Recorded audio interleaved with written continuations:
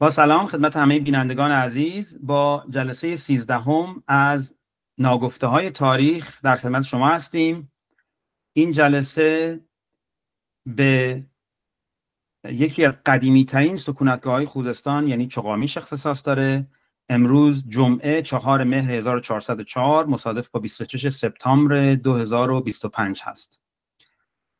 مطابق جلسه های قبلی ابتدا به معرفی چند تن از محققینی که در زمینه این سکونتگاه کار کاوش و یا تحقیق انجام دادن میپردازیم و بعد آقای دکتر قدیری مطالب اصلی در مورد چغامیش رو عرضه خواهند کرد. این جلسه با رابرت آدامز،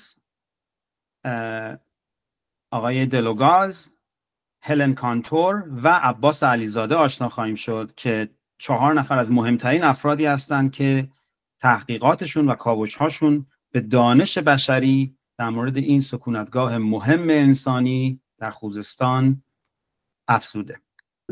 وقت خیر. امروز میخوام در مورد یکی دیگه از باستانشناسای آمریکایی صحبت بکنم. ایشون از رابرت مک‌کورمیک ادمز جونیور. آقای ادمز توی آمریکا به دنیا اومده سال 1926. بیشتر تحصیلاتشون رو به عنوان باستانشناس توی همون دانشگاه شیکاگو، جایی که به دنیا اومدن، انجام دادن. بچلرشون و مستر و پی اچ دی رو در دانشگاه شیکاگو بودن و استاد راهنماشون هم رابرت جی بریدوود هست که ایشون آقای بریدوود یکی از پیشگامان باستانشناسی توی منطقه خاورمیانه هستن که اصلا خیلی از کارهای باستانشناسی رو در سایت های مختلف به خصوص عراق همین آقای بریدوود شروع کرد و جلو برد و آقای در واقع ادمز هم از ایشون طبیعتا خیلی یاد گرفت و اونجوری آشنا شد و شروع کرد به کار روی سایت های عراق.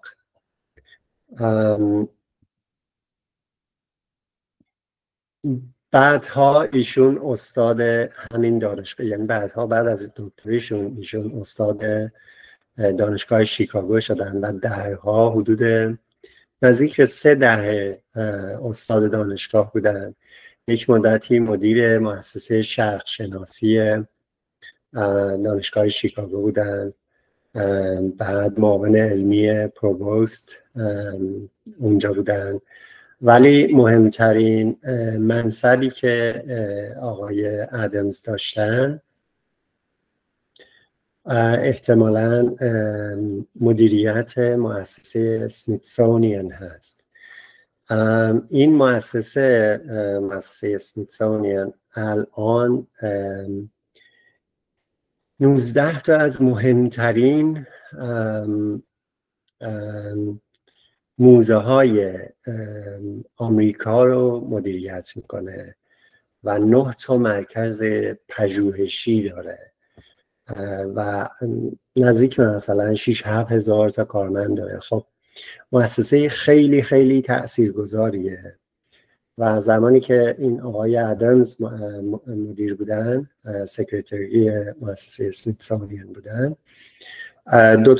2 تا موزه رو اضافه کردن و مهمترین کاری که ایشون کردن شاید برای ما خیلی به هر حال مهم بود و از اون لحاظ ما در واقع خیلی مدیونش هستیم، این که با توجه به این در واقع پیشینه‌ای که داشت توی تحقیقاتش و پژوهش‌هاش و حالا راجع به پژوهش‌هاش توی ایران و عراق خیلی صحبت می‌کنیم، ولی کسی بود که از نفوذش توی مدیریت این مؤسسه استفاده کرد و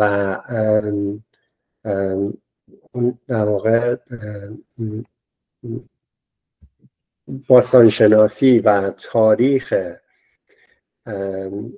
به خصوص خاورمیانه رو خیلی وارد موزه ها کرد و گسترش داد بیویی که این موزه ها داشتن که خب معمولا خیلی تمرکز این موزه ها قبلا روی اروپا بود و یونان و گذشته به هر حال غرب، ولی ایشون مثلا موزه سرخپوستا رو به وجود آورد و خیلی از تاریخ بقیه دنیا رو وارد کرد، از جمله به خاطر پیشینه‌ای که داشت توی ایران و عراق. خب اونا رو هم خیلی وارد کرد که خب باعث شد که باعث شناسانده شدن بیشتر خاورمیانه به آمریکایی‌ها شد و بعد از اون در واقع تعداد بیشتری اومدن و کار کردن روی عراق و ایران و بقیه خاورمیانه. ایشون 10 سال مدیر این مؤسسه بودن که در واقع مهمترین مؤسسه مدیریت موزه هاست توی آمریکا. ایشون اولین کسی بودن که بعد از اینکه به هر حال توی عراق کلی پژوهش کرده بودن و کاوش کرده بودن، توی ایران متوجه ارزش و موقعیت چغانیش شدن توی خوزستان. آقای دکتر مفصل راجع به این سایت صحبت میکنه، ولی ایشون بودن که در واقع سایت رو متوجه ارزشش شدن و از اعتبارشون استفاده کردن و این شد که تیمی از دانشگاه شیکاگو که دوستان راجبشون صحبت میکنن فرستاده شدن از دانشگاه شیکاگو برای بررسی و پژوهش توی چغانیش. البته ایشون بعدها برای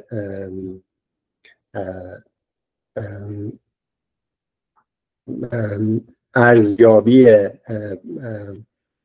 پژوهش ها دخالت داشتند و یکی از مهمترین کارهایی که اون موقع اضافه کردن به بررسی های باستانشناسی این بود که از تکنولوژی روز که از جمله مثلا تکنولوژی عکاسی از بالا، عکسای هوایی در واقع استفاده کردن، باعث شد که خب یه پیشرفتی توی کار باستانشناسی انجام بشه و بتونه مثلا اینها رو جایگاهشون رو با هم دیگه در نظر بگیره.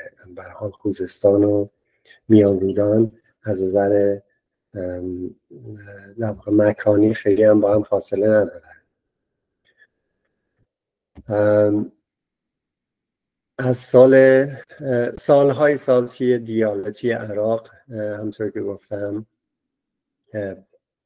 پژوهش‌های میدانی داشتن و پیشگام در استفاده از عکسبرداری هوایی، نقشه‌برداری و سنجش از راه دور توی مطالعات باستانشناسی بودند. این جدول زمانی فعالیتاشون هست از سال 1950.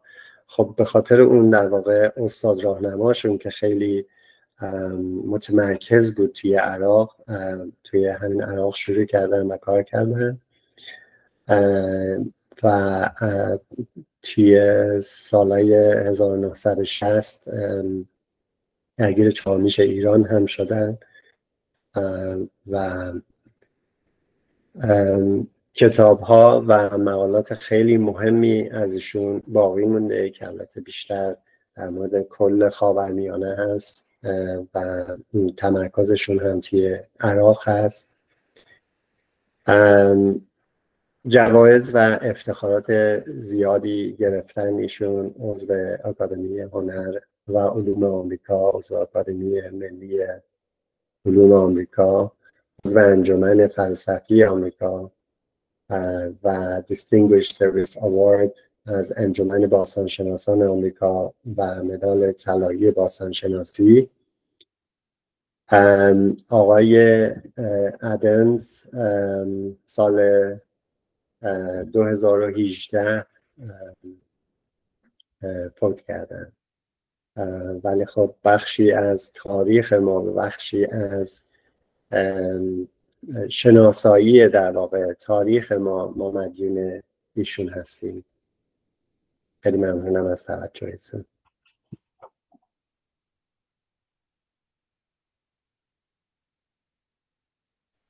با سلام به همه عزیزانی که اینجا هستن. من امروز میخوام راجع به پیناس دلوگاز صحبت بکنم، یکی از مهمترین شخصیت‌هایی که توی کاوش‌های چوغامی کار کرده و با همکارای بعدیش هم که یکیشون هم همسرش بوده، خانم هلن، اثرات بسیار زیاد رو در شناخت و پیشرفت شناخت ما در مورد این سایت داشتن. آقای دلوگاز اسم کاملش پیناس پیر دلوگاز، متولد اوکراین بودن و در گذشتشون هم در همون سایت چوغامیش بوده در سال 1975. تحصیلات اولیه‌شون رو در زبان ادبیات روسی و عبری شروع کردن تو خود اوکراین. بعد رفتن تل‌آویو که تحصیلات عالیه رو انجام بدن.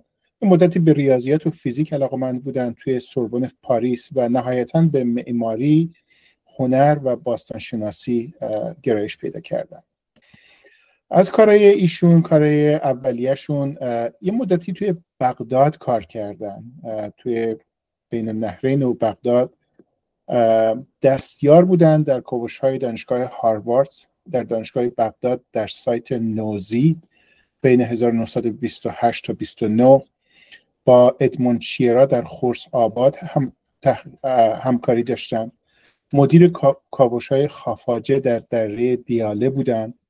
بعد نهایتاً عضو هیئت علمی مؤسسه شرقی دانشگاه میشن، دانشگاه شیکاگو میشن 1949.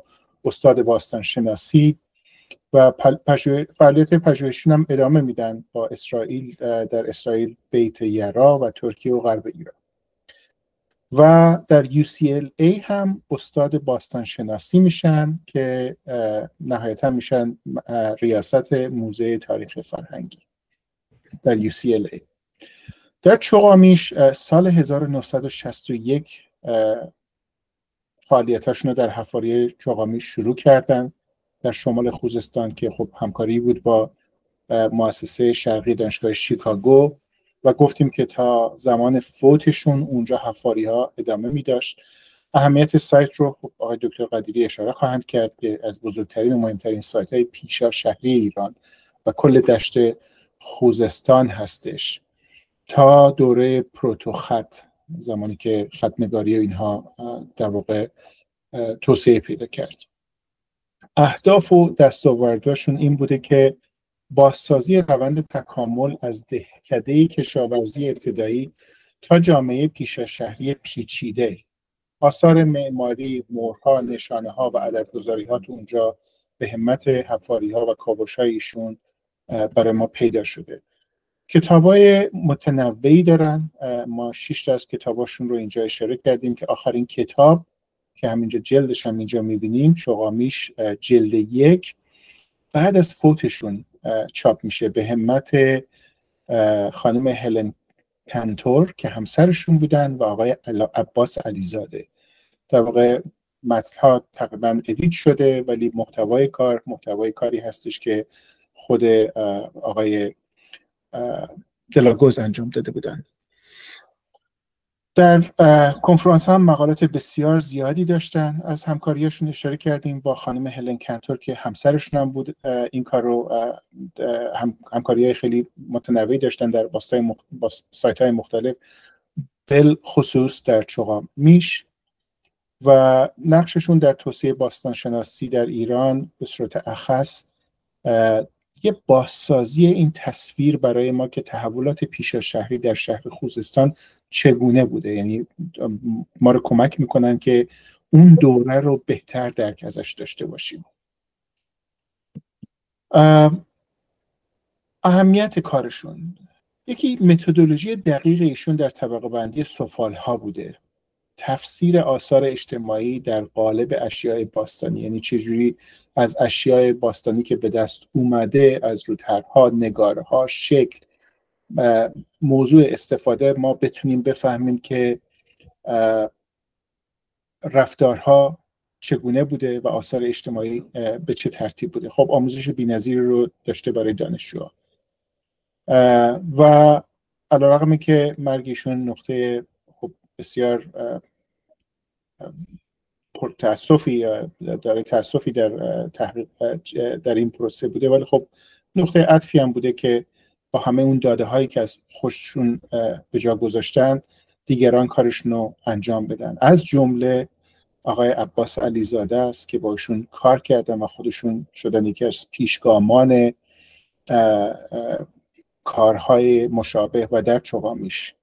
تصویر سمت چپ هم یه گزارشی هست از نیویورک تایمز به تاریخ 2 آپریل 1975 که از لس آنجلس اسوسییت پرس داره اعلام میکنه که پروفسور دلوگاس که در اون زمان دایرکتور میوزیم آف هیستوری آف یونیورسیتی که دایرکتور موزه تاریخ دانشگاه UCLA بوده، تو ایران به خاطر حمله قلبی فوت شده. خب یه خلاصه بود از آقای دلوگاز، کارهایی که کردن، اهمیت کارهایی که کردن، آثارشون و نهایتاً یه جنبندی و اهمیتی که کار ایشون در شناخت چوگامیش و سایت های مشابه داشته. عرض ادب خدمت همه مخاطبین گرامی. تو این جلسه من قصد دارم که یک مختصری از زندگی خانم هلن کنتور خدمتتون ارائه بدم.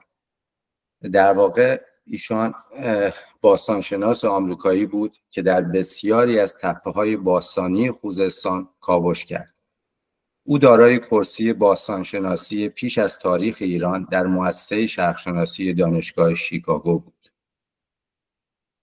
خانم کنتور در سال 1919 میلادی با میوپاتی مادرزادی متولد شد. یک بیماری نادر عضلانی که به تدریج عضلات او را از بین می‌برد و ذهن او را زندانی جسمی از کار افتاده می‌کرد. به همین دلیل تا سن 15 سالگی مادرش به آموزش او در خانه مشغول بود. همین موضوع باعث شد تا مادرش به استعداد هلن نوجوان در درک هنر پی ببرد. پس از آن وی برای ادامه تحصیل به دانشگاه وارد شد. او که به زندگی در خانه در حومه شهر محدود شده بود، علاقه زیادی به حیوانات و طبیعت پیدا کرده بود. از این رو ابتدا لیسانس خود را در رشته جانورشناسی و زیستشناسی از دانشگاه ایندیانا دریافت کرد. اون سرانجام از ادامه تحصیل در رشته مورد علاقه خود انصراف داد و مجبور شد در علوم انسانی به ادامه تحصیل بپردازد. البته رشته جدید برای او غریبه نبود، چرا که به لطف آموزش‌های مادرش و سفرهای بسیاری که با هم به اروپا و خاورمیانه داشتند، به این موضوعات نیز علاقه‌مند شده بود. هلن برای تحصیلات تکمیلی وارد دانشگاه شیکاگو شد و دکترای خود را در سال 1945 به پایان رساند. به دلیل مطالعات ارزشمند وی در باستانشناسی در سال 1943 بورس الوین براون و در سال 1944 بورس ادوارد رایرسون به وی اعطا شد. پس از آن در سال 1945 به عنوان دستیار پژوهشی در دانشگاه شیکاگو مشغول به کار شد و در سال 1951 استادیار همان دانشگاه گردید. پس از سالها تلاش علمی در سال 1963 به مرتبه استادی رسید و سرانجام در سال 1989 از گروه زبان و تمدن‌های خاور نزدیک دانشگاه شیکاگو بازنشسته گردید. کارهای میدانی پروفسور کنتور در ایران در چوگامیش، چوگابونود و بنه فضیلی صورت گرفت. ایران جذابیت خاصی برای او داشت و همین امر باعث شد تا او سهم قابل توجهی از تحقیقات خود را به ایران اختصاص دهد. تحقیقات او در چغامیش در مدت 13 فصل از سال 1961 تا سال 1978 به طول انجامید. کشف مهر باستانی در تپه چغامیش دیدگاه باستانشناسان در رابطه با تاریخ موسیقی ایران را کامل تغییر داده است. این مهر که در دهه 1960 میلادی توسط باستانشناسان پیناس دلوگاس و هلن کانتور کشف شد، تصویری شگفت انگیز از یک ارکستر باستانی را به نمایش می‌گذارد. این تصویر که قدمت آن به هزاره‌های پیش از میلاد می‌رسد، قدیمی ترین سند موجود در جهان است که به طور مشخص به موسیقی به شکل سازمان یافته اشاره می‌کند. همچنین وی با انتشار مقالات مهمی در درک زندگی دوران ما قبل تاریخ در جنوب غربی ایران سهم بسزایی داشته است. او علاوه بر ایران بر روی تمدن‌های مناطق مصری، سوری، فلسطینی، آناتولی، دریای اژه و بین النهرین پژوهش کرده است.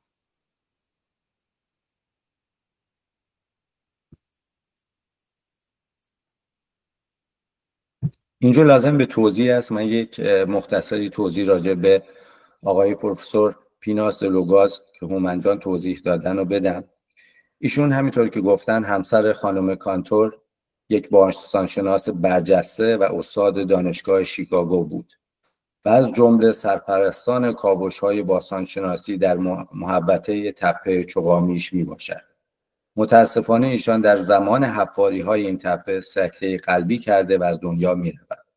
خانم کانتور حفاری‌های چغامیش را ادامه می دهد. همزمان آقای عباس علیزاده دانشجوی آنها بود که در حفاری‌های چغامیش کمک می نمود. زمانی که خانم کانتور به مؤسسه شرقشناسی شیکاگو برگشت، وصیت کرد بعد از مرگش آقای علیزاده گزارش‌های آقای دلوگاس و خانم کانتور را جمع‌آوری نماید که ایشان در 2 مجله حدود 1000 صفحه‌ای به این مهم پرداخت و آنها را ارائه نمود. این مختصری بود از زندگی خانم کانتور. امیدوارم که مورد استفاده قرار بگیره. خیلی ممنون علی آقا. منم افتخار دارم در این جلسه آقای عباس علیزاده رو معرفی کنم که نقش بسزایی در افزایش دانش ما در مورد چغامیش داشتن. بعد از مطالعه زندگی آقای دکتر عباس علیزاده من بسیار خوشحالم که از طریق آقای دکتر قدیری با همچین شخصیتی آشنا شدم، چون احساس میکنم که خیلی از ایرانیانی که به تاریخ علاقه دارن از ایشون اطلاع ندارن، از حضور همچین شخصیت ایرانی با درجات علمی بالا. آقای عباس علیزاده متولد 1951 در تهران هستند و لیسانس باستانشناسی را دانشگاه تهران در سال 1975 دریافت کردند و بعد از اون برای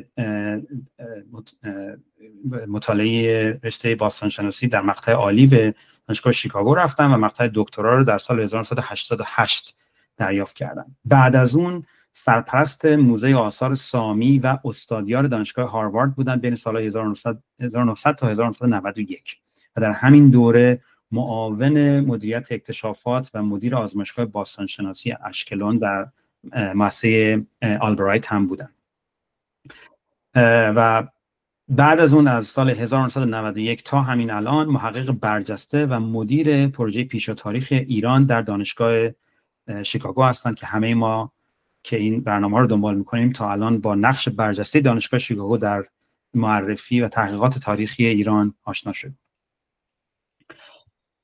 سوابق کاوش‌های دکتر علیزاده رو اگه بخوایم به صورت خیلی خلاصه بگیم، یکی از مهمترین تحقیقات میدانی ایشون در چغابنوت خوزستان بین سالهای 1976 تا 78 و بعدتر ادامه اون در سال 1996 بود.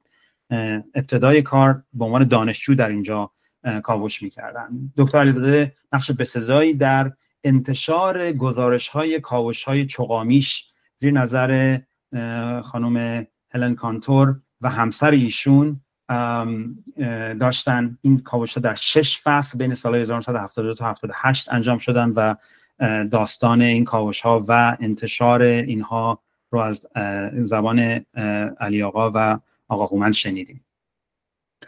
دکتر علیزاده در مورد تل باکون مرودشت هم کاوش کردن و کتاب مهمی در مورد تشکیل دولت‌های اولیه با استفاده از اطلاعات این منطقه منتشر کردن.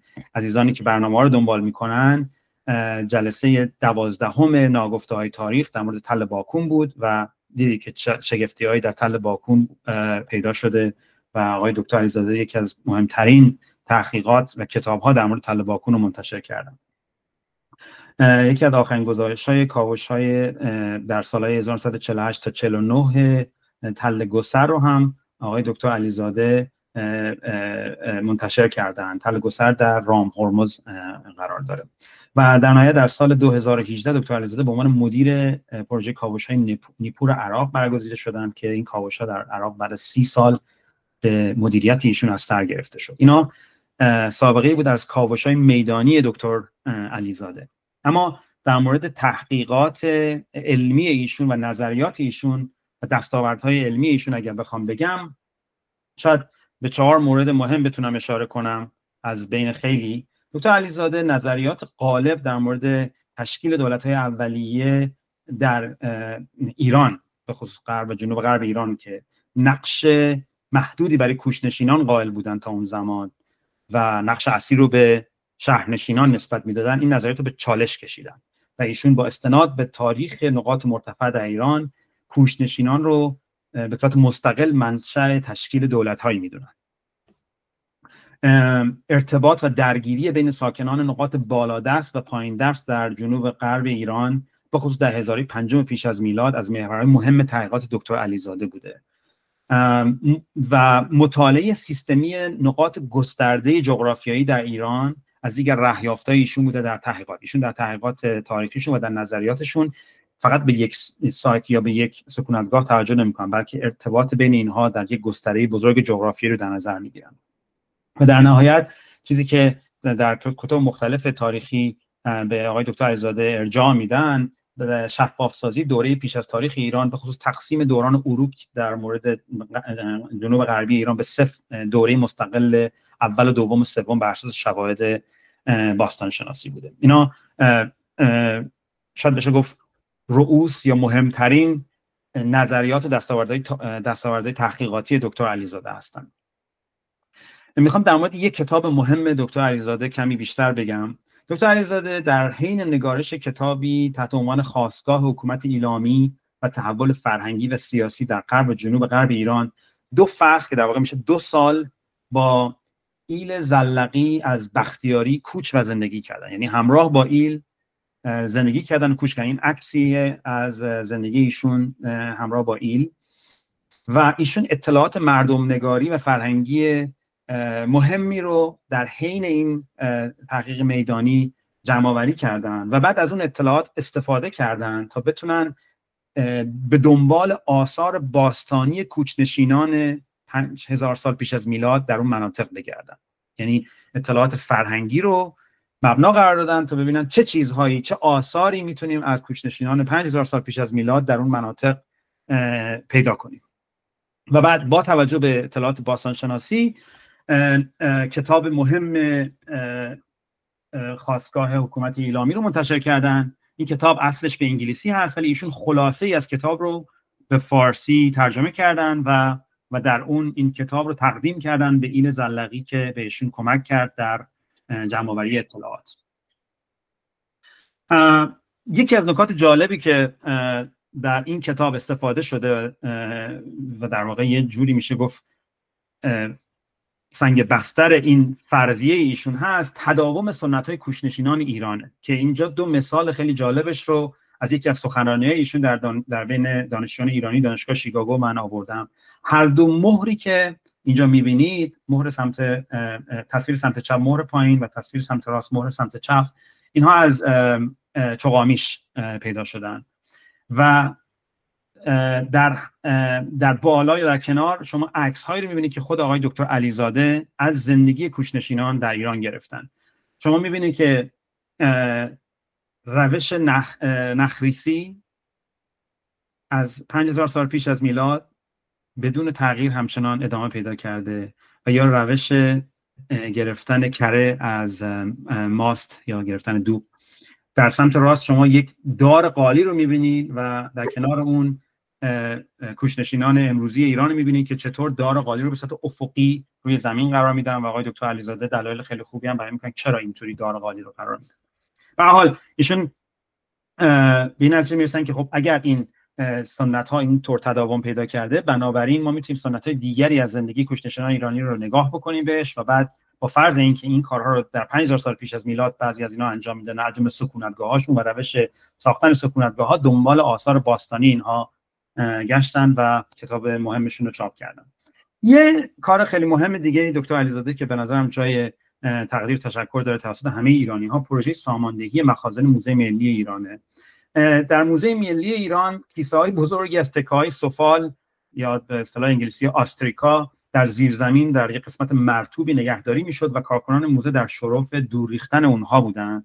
ولی دکتر علیزاده بعد از اطلاع از این مسئله پروژه ساماندهی رو شکل میدن و با همکاری همکاران خارجی اینها رو ساماندهی و طبقه بندی میکنن و کتابی هم در این مورد منتشر میکنن که نسخه انگلیسی و فارسی شما اینجا میبینید و امروز موزه ملی ایران به داشتن یک مجموعه قابل توجه حدود 1 میلیون قطعه سفال به خودش میباله.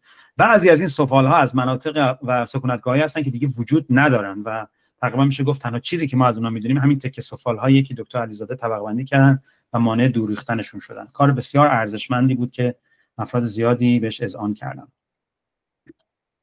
و در نهایت آخرین اسلاید من در مورد دکتر علیزاده معرفی بعدی دیگه از کتابای ایشون هست. همونطور که می‌بینید در مورد چغامیش ایشون تحقیقات مهمی رو منتشر کردن.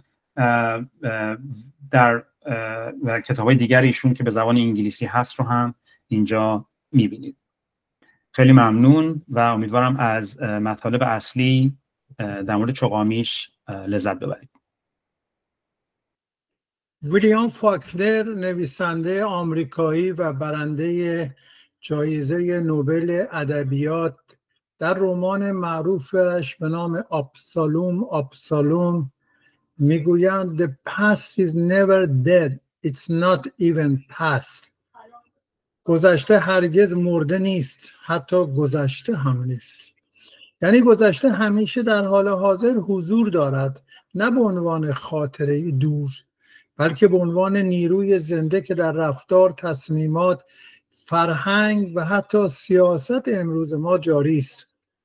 این جمله فاکنر را برخی پژوهشگران نوعی اصل پیوستگی تاریخ می‌دانند.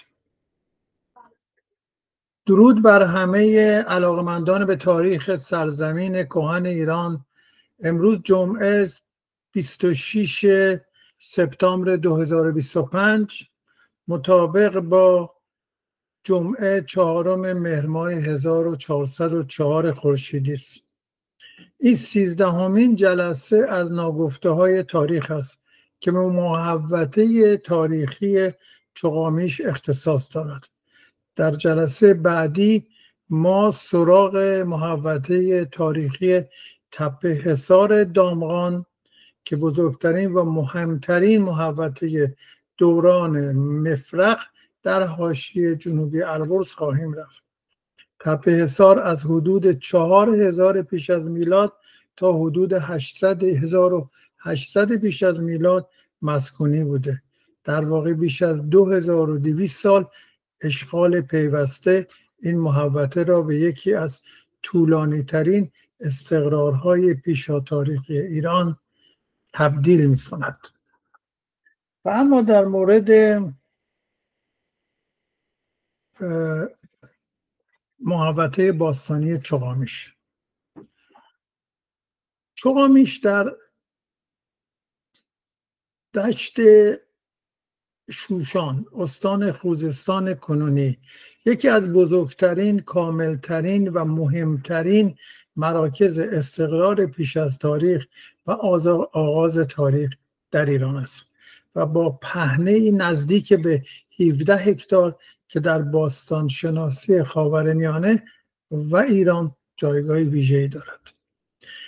بر اساس کاوش‌های هیئت باستانشناسی مؤسسه شرقشناسی دانشگاه شیکاگو به سرپرستی پینهاس دلوگاز، عکس تصویر سمت راست، و هلن کانتور خانمشون تصویر سمت چپ، چوغامیش دارای توالی فرهنگی از حدود 5200 پیش از میلاد تا حدود 3400 پیش از میلاد است و لایه‌های فرهنگ‌های پیش سوزیانا 1 و 2، شوش در واقع مراحل 1 و 2 و سپس آغاز کتابت و مراحل شکلگیری شهرنشینی را در خوزستان نشان می‌دهد.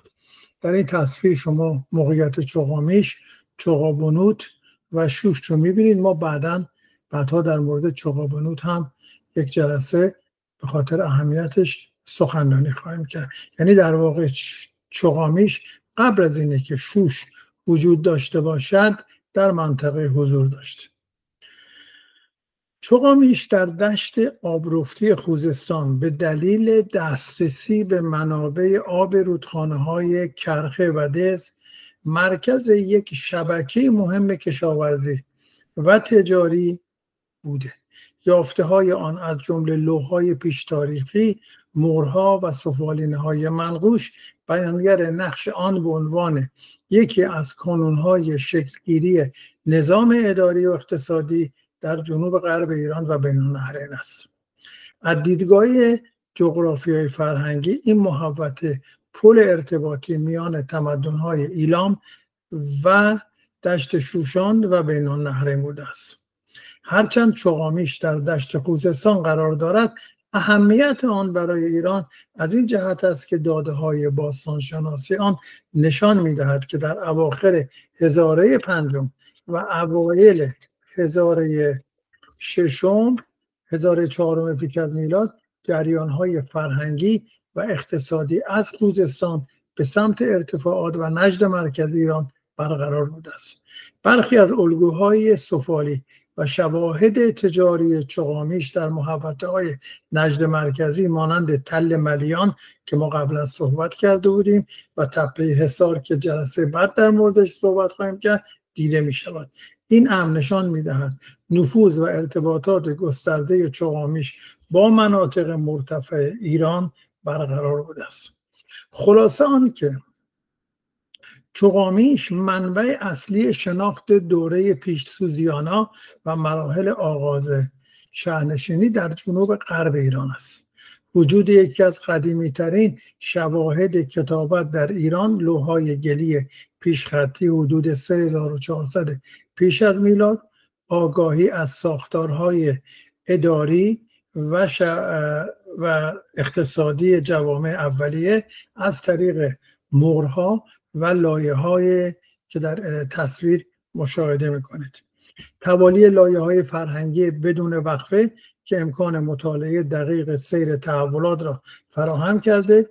چوغامیش نقطه اصلی شهرنشینی و مبدأ تحولات بزرگی است که بعدها ما آنها در شوش و دیگر نقاط کشور می‌بینیم. اما تمدن‌هایی که هم دوره با چوغامیش هستند در نجد ایران، به چند تا از اونها ما اشاره میکنیم. یکیش تپه سیلک کاشانه که ما در موردش قبلا صحبت کردیم. دیگری تپه یحیای کرمانه، اون هم ما در موردش برنامه داریم، میتونیم مراجعه کنیم ببینیم. سومی شهرداد در کرمان، اون هم ما در موردش برنامه داشتیم. چهارمی شهر سوخته در سیستان و بلوچستانه که در مورد اون هم یک برنامه مفصل داشتیم. و بعدی تپه حصار دامغانه که ما در جلسه آتی به آن خواهیم پرداخت. تمدن‌هایی که هم دوره در واقع چوغامیش در بین‌النهرین هستند، ما تمدن عبید رو داریم، تمدن اروک رو داریم و تمدن جمدت نصر رو داریم. تمدن‌هایی که هم دوره در واقع چوغامیش در ایندوس ولی هستند، مهرگره هستند که در بلوچستان و سیستان امروزی هستش. اینها تمدن‌هایی است که در واقع در اطراف چوغامیش در همزمان وجود داشتن. اما در مورد معنی چوغامیش ببینیم که به چه معنی میده. در مورد بچه تسمیه چوغامیش پژوهش‌های باستانشناسی نظریات متفاوتی را ارائه میدهند، ولی وقتی به دنبال ریشه واژه در زبان و فرهنگ محلی برمیگردیم متوجه میشیم که در گویش بختیاری و لری واژه چقا به معنی تپه یا برجستگی خاکی است و میش به معنی گوسفند ماده یا بز ماده. بنابراین چوغامیش در معنای تحت لفظی یعنی تپه میش یا تپه‌ای که میش‌ها در آن میچرند. این هم احتمالاً به دلیل حضور فراوان دام و گله در گذشته نزدیک و چراگاه بودن اطراف تپه انتخاب شده. باستانشناسانی چون دلوگاز و هلن کانتور که نخستین کاوش‌های علمی در چوغامیش را در دهه 1960 آغاز کردن نیز نام چوغامیش را برگرفته از اصطلاح محلی دانستند و آن را یک نام نوین و غیر تاریخی معرفی کردند. یعنی این نام ارتباط مستقیمی با نام باستانی محوطه نداره. آنها در گزارش‌های خود تصریح کردند که نام تاریخی این شهر هنوز ناشناخته است، چون هیچ کتیبه یا سندی با نام قدیمی چوغامیش ما تا حالا به دست نیاوردیم. اما کی چوغامیش در فهرست آثار ملی ایران به ثبت رسید؟ در 15 آذر ماه سال 1344 خورشیدی معادل با 5 دسامبر 1900 میلادی عرصه و حریم محوطه باستانی چوغامیش و محوطه های باستانی پیرامون آن تعیین و این محوطه تحت شماره 487 در فهرست آثار ملی ایران به ثبت رسید. اهمیت تاریخی و فرهنگی فوق‌العاده چوغامیش به عنوان یکی از نخستین مراکز ظهور خط و کتابت در ایران شناخته می شود و آثار بی‌نظیری مانند قدیمی‌ترین سند موسیقی و قدیمی‌ترین سند دریانوردی جهان از آن به دست آمده است. این امر چوغامیش را از مهمترین محوطه‌های پیشا تاریخی تبدیل کرده که نماینگر آغاز مدیریت اداری و شهرنشینی در این منطقه است. گنجینه از شواهد تمدن کهن در این محوطه موجود است به نحوی که این محوطه را بیانگر توالی فرهنگی از دوره‌های نوسنگی پیش فلز تا دوره پروتو نوشتاری نموده و شواهد استثنایی از تحولات فرهنگی و اقتصادی در شمال غرب ایران را ارائه می‌دهد. در مجموع ثبت چوغامیش در فهرست آثار ملی ایران اقدامی ضروری برای حفاظت حقوقی این سرمایه ارزشمند فرهنگی و تاریخی بوده و زمینه را برای اقدامات پژوهشی و حفاظتی در آینده فراهم کرده. اما در مورد موقعیت مکانی یا جغرافیایی چوغامیش از نظر موقعیت جغرافیایی هم در گذشته و هم در تقسیمات جدید کشوری جایگاه ویژه‌ای و مهمی در دشت خوزستان داشته. در گذشته در دوران باستان چوغامیش در قلب دشت حاصلخیز سوزیانا قرار داشت، دشتی که از شمال به کوهپایه‌های زاگرس، از غرب به رودخانه کرخه و شاخه‌های آن و از شرق به مرزهای کوهستانی نجد ایران محدود می‌شد. این منطقه به دلیل وجود خاک آبرفتی و منابع آبی فراوان یکی از مراکز اصلی شکل‌گیری جوامع کشاورزی و شهری در جنوب غرب ایران بوده است. نزدیکی چوغامیش به مسیرهای رودخانه‌های قدیمی، شاخه‌های در واقع رود کر، رود دز و کرخه باعث شده بود که این محوطه در گذشته ارتباط آسانی با شوش، بین النهرین و مناطق شرقی نجد ایران داشته باشد. در دوره‌های پیش تاریخی و آغاز تاریخی این دشت بخشی از قلمروی ایلام کهن محسوب شد. اما در تقسیمات جدید کشوری امروزه چوغامیش در استان خوزستان، شهرستان دسفول و بخش چوغامیش دهستان چوغامیش قرار دارد. این محوطه در حدود 30 کیلومتری شرق شوش قرار گرفته، فاصله اش تا دسفول 24 کیلومتر، تا اهواز 100 کیلومتر و تا چغاج زنبیل 20 کیلومتر. ارتفاع محوطه از سطح آبهای آزاد حدود 121 تا 125 متر است. اما در مورد سابقه کاوش ها در چغامیش، یکی از نتایج اولیه حفریات ژان دومورگان که ما قبلا طی 2 برنامه این محوطه رو معرفی کردیم، یعنی کارهایی که ژان دومورگان در شوش کرده بود، معرفی آثار دوره پیش از تاریخ خوزستان بود. یعنی باعث شد که ژان دومورگان این مجموعه رو معرفی کنه. در آن زمان گمان بود که این آثار کهن‌ترین آثاری هستند که در خوزستان شناسایی شدند. با حفریاتی که در سایر تپه‌های اطراف شوش انجام شد، نمونه‌هایی از آثار به دست آمده از شوش در حفاری‌های تپه موسیان واقع در دهلوران نیز پیدا شدند و دامنه گسترش چنین فرهنگی تا شمالی ترین قسمت خوزستان نیز شناسایی شد. ترتیب تطور تکاملی آن آثار مشخص ولی معلوم نبود تا اینکه در سال 1957 میلادی لوبرتون مقایسه بسیار ارزشمندی نوشت که بر اساس آن حفر گوانه‌های آزمایشگاهی در چندین محل بود. نوشته او بسیاری از ابهامات را برطرف کرد. با انتشار گزارش مقدماتی حفریاتی که ژیونو دلوفوس در جعفرآباد، جوی و بندبال انجام داده بود، بر حجم اطلاعات و دقت این اطلاعات که تا آن زمان در دسترس بود افزوده شد.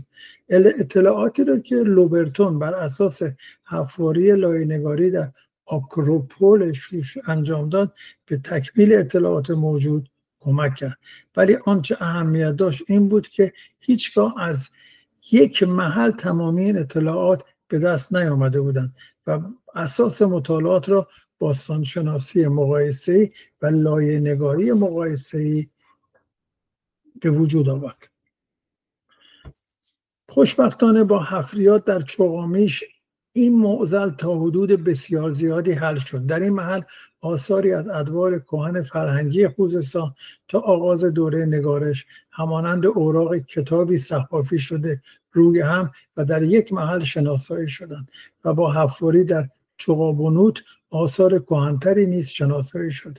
بنابراین با تلفیق اطلاعاتی که از حفریات چغامیش و چغابونوت به دست آمده، این امکان فراهم شد تا بتوان تصویر روشن‌تری از آنچه در گذشته دور در خوزستان رخ داده را مشاهده کرد. چغامیش برای نخستین بار در توصیفات منتشر شده سر هنری لایارد، جهانگرد، باستانشناس و دیپلمات بریتانیایی از ناحیه خوزستان آمده است. در گزارش لایارد بر اساس گزارش‌های سفر او در کتاب Early Adventures in Persia and Sudiana and Babylonia چاپ 1887، لایارد در زمستان سالهای 1840 تا 1842 میلادی به همراه هیئتی کوچک از راه بین النهرین وارد دشت خوزستان شد. او در این سفر به شوش، شوشتر و دشت‌های اطراف رفت و یادداشت‌هایی از تپه‌ها و محوطه‌های ناشناخته آن زمان ثبت کرد. در این کتاب می‌نویسد چغامیش نام تپه عظیمی است که به نظر می‌رسد سراسر از گل ساخته شده است و هیچ نشانی از آجر، سنگ یا سفال در سطح آن دیده نمی‌شود.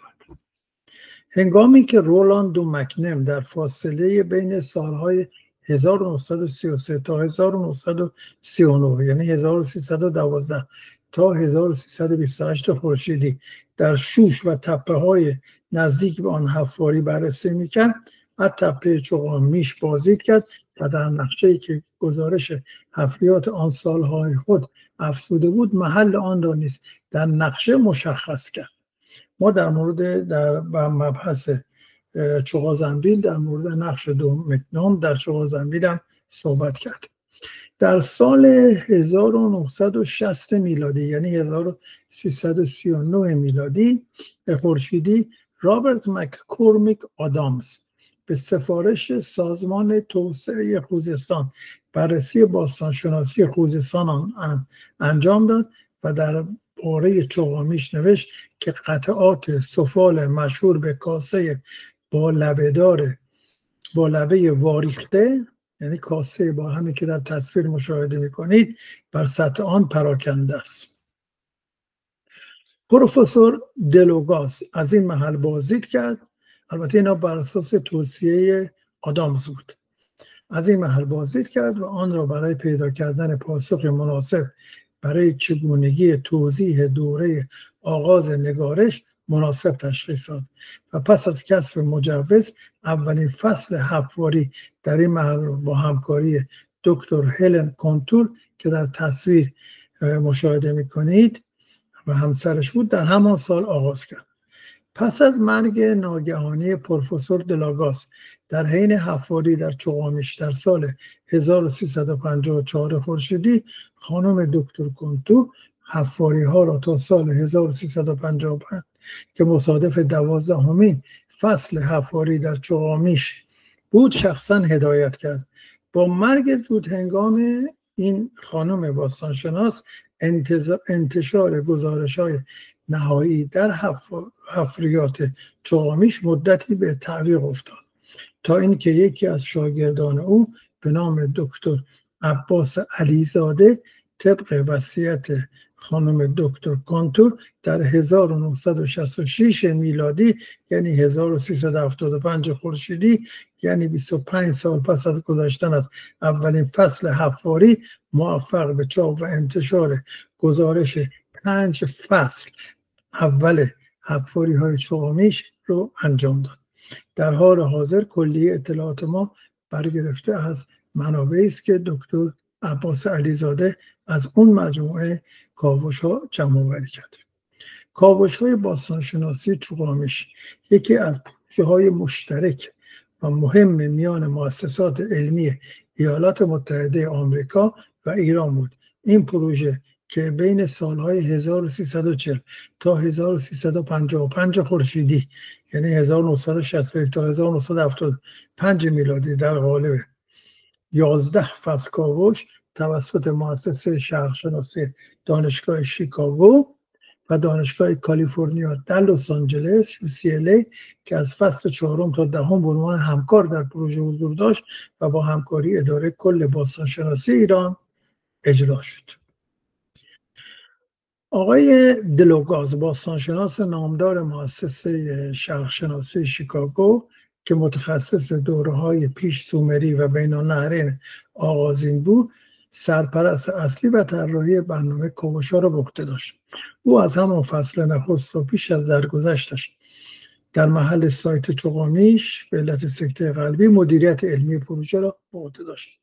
هلن کانتور باستانشناس و متخصص هنر و آثار پیش تاریخی خاورمیانه همکار علمی و معاون سرپرست پروژه بود، خانمی که در سمت چپ تصویر مشاهده می‌کنید.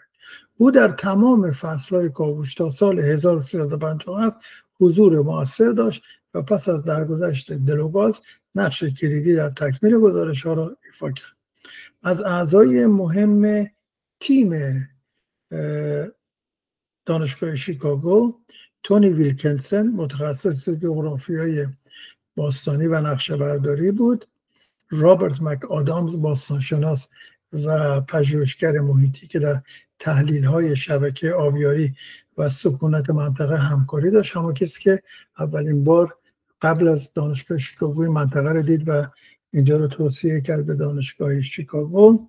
رابرت دایسن جونیور هرچند که بیشتر در تپه حصار و حسنلو فعالیت داشت، در برخی بررسی‌های میدانی پروژه چغامیش نیز مشاوره داشت.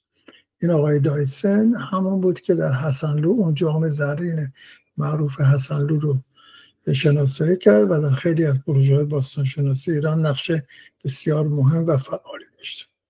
گروهی از باستانشناسان و دانشجویان ایرانی اداره کل باستانشناسی در مستندسازی یافته‌ها، ترسیم نقشه‌ها و طبقه بندی سفال‌ها نقش داشتند. اما در مورد کاوش‌هایی که در اونجا انجام شد، در فصل نخست تمرکز بر شناسایی لایه‌ها و تعیین گستره محدوده محوطه بود که حدود 17 هکتار بود. آغاز گمانه‌زنی‌ها و آزمایشی برای تعیین توالی فرهنگی.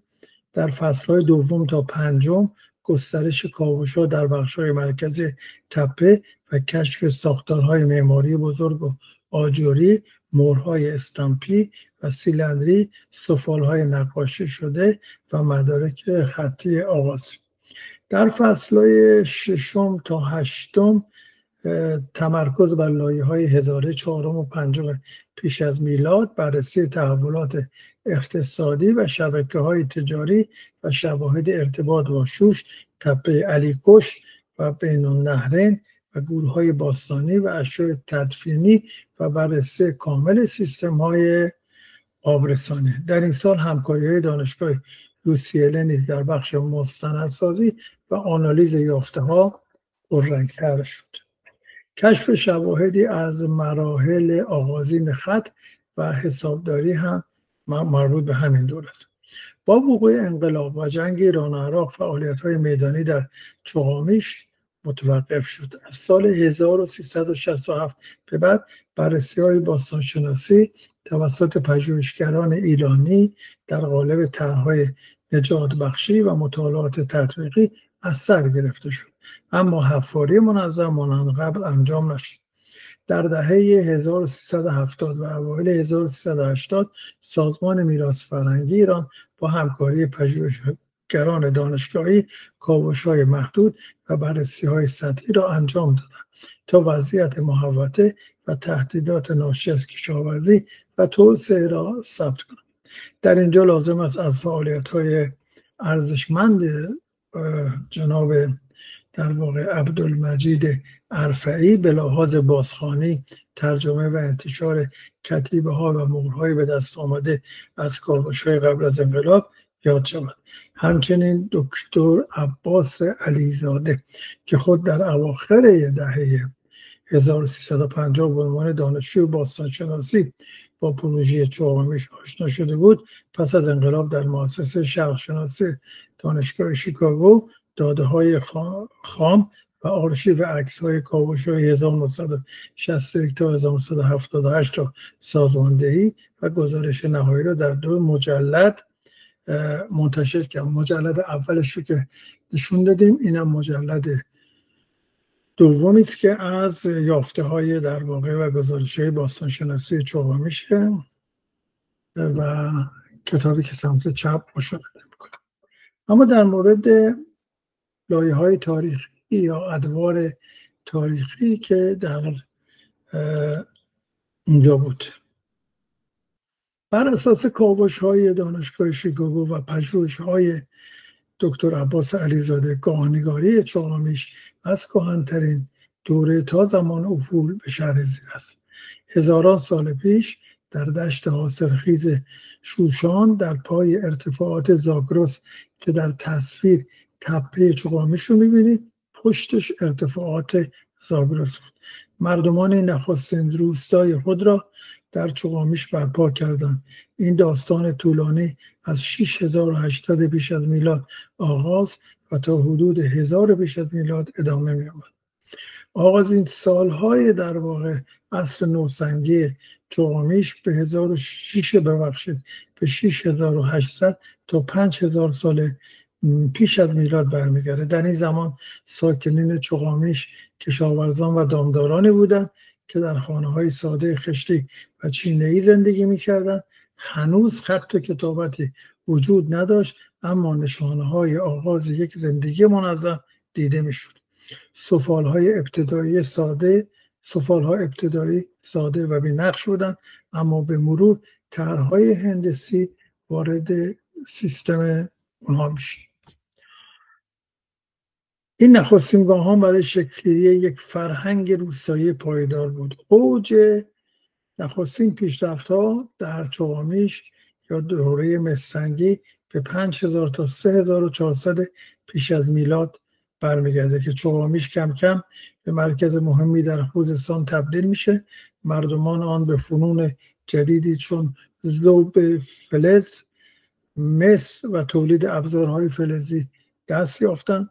سفالهای زیباتر و متنوعتر خلق کردند با نقش‌های هندسی و گیاهی.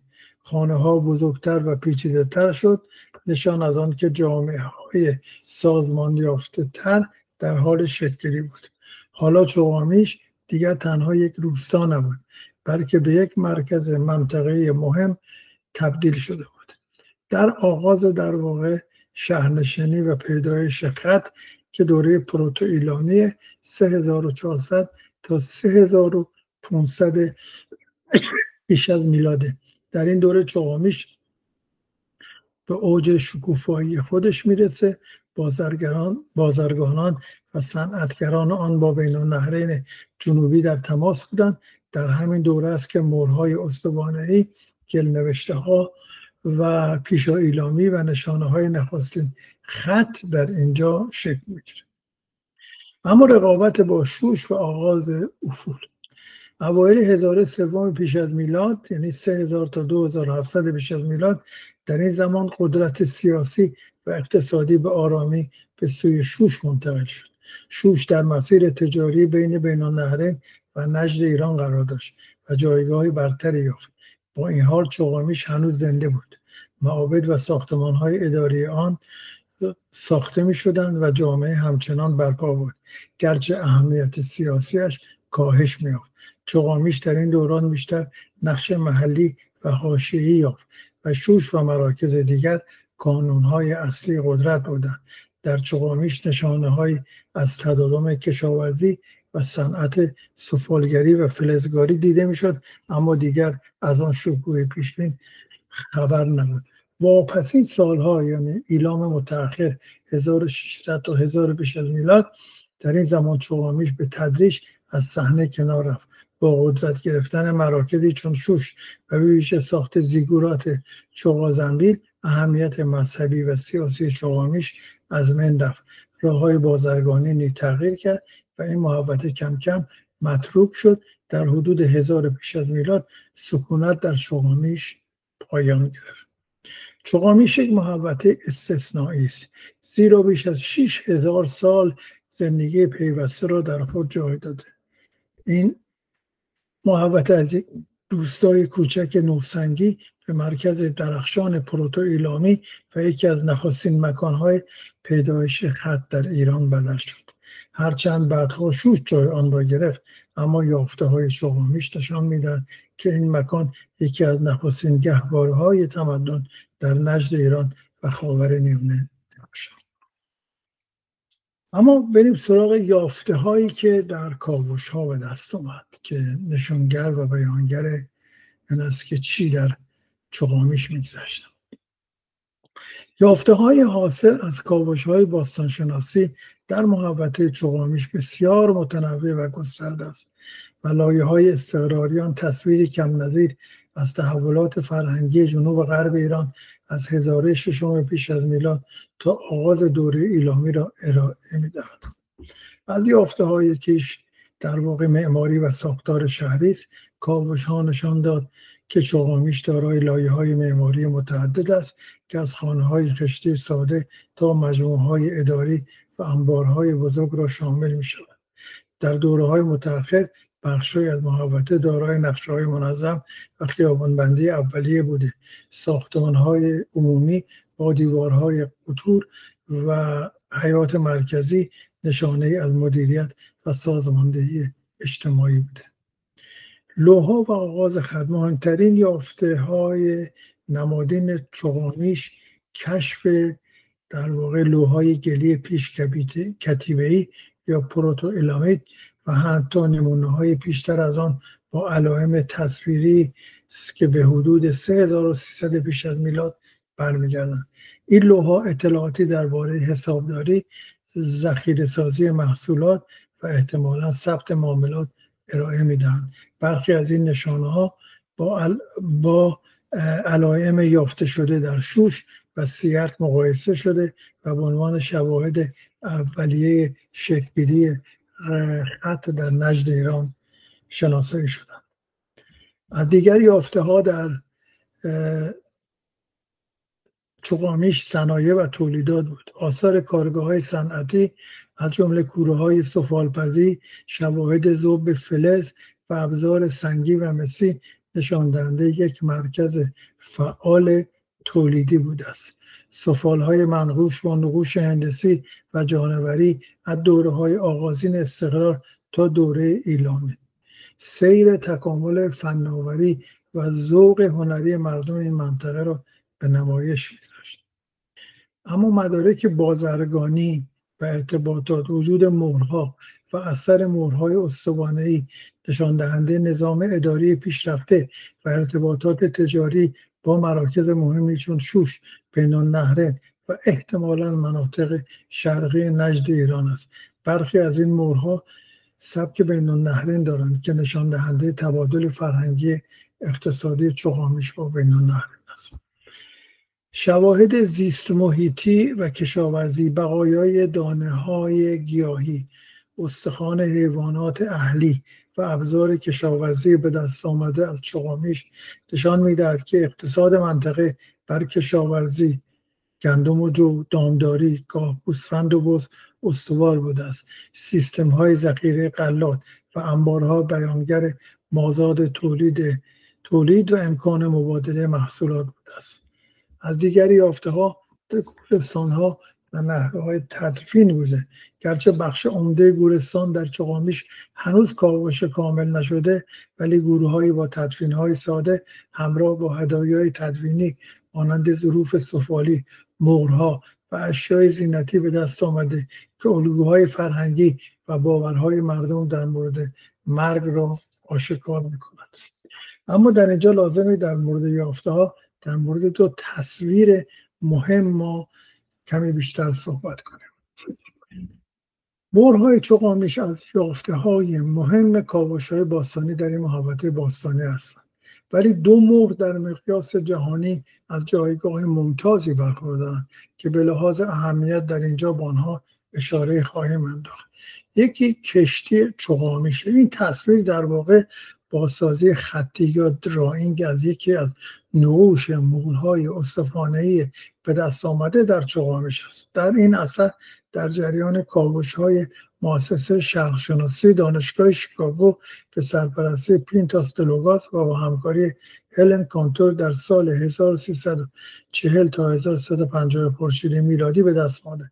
محل کشف در بخش‌های استقراری محوطه چوغامیش. این اثر مربوط به اواخر هزاره پنجم و آغاز هزاره چهارم پیش از میلاد است. این نقش صحنه نمادین را نشان می‌دهد.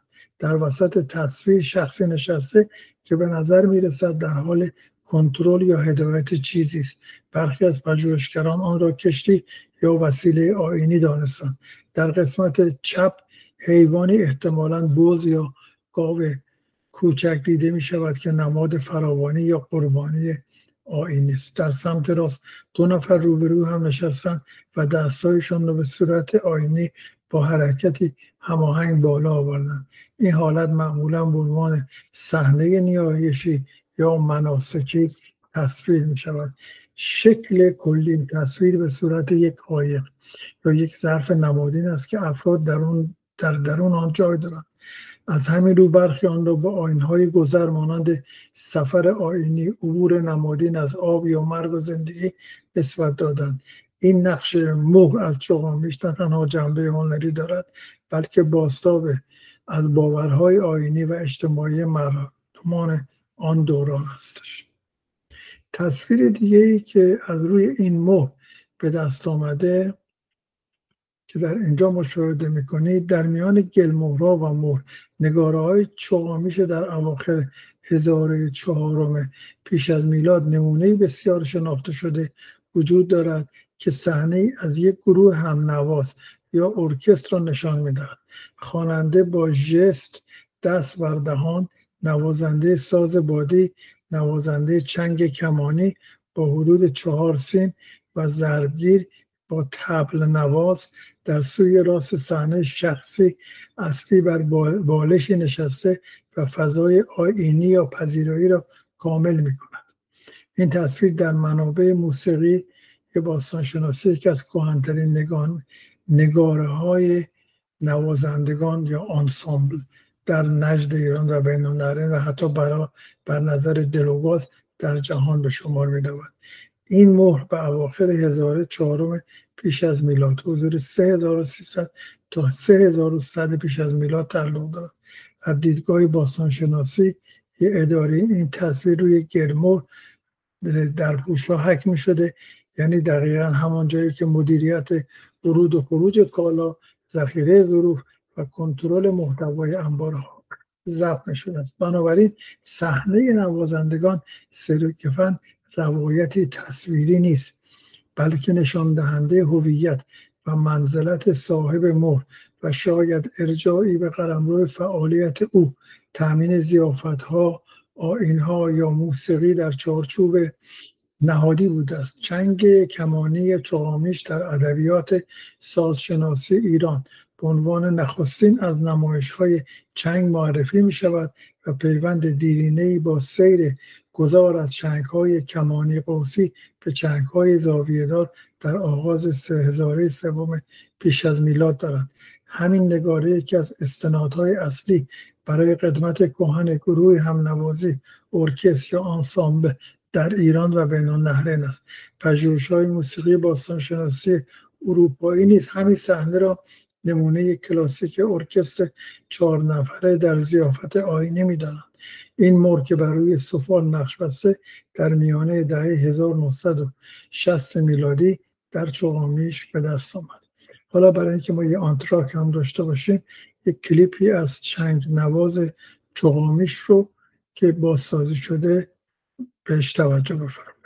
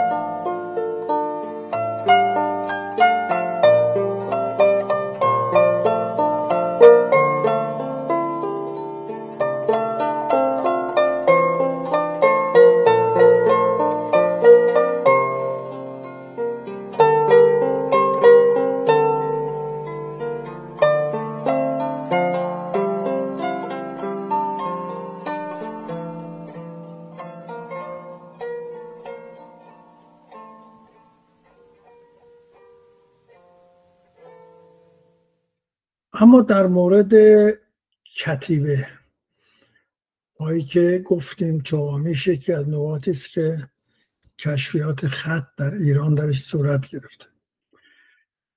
در جریان کاوش‌های باستانشناسی چاقامیش یکی از مهمترین کشفیات مجموعه‌ای از لوح‌های گلی و کتیبه‌های پروتو ایلامی و علائم تصویری بود که از نظر تاریخ آغاز خط در ایران و نجد مرکزی جایگاه منحصر به فرد دارد.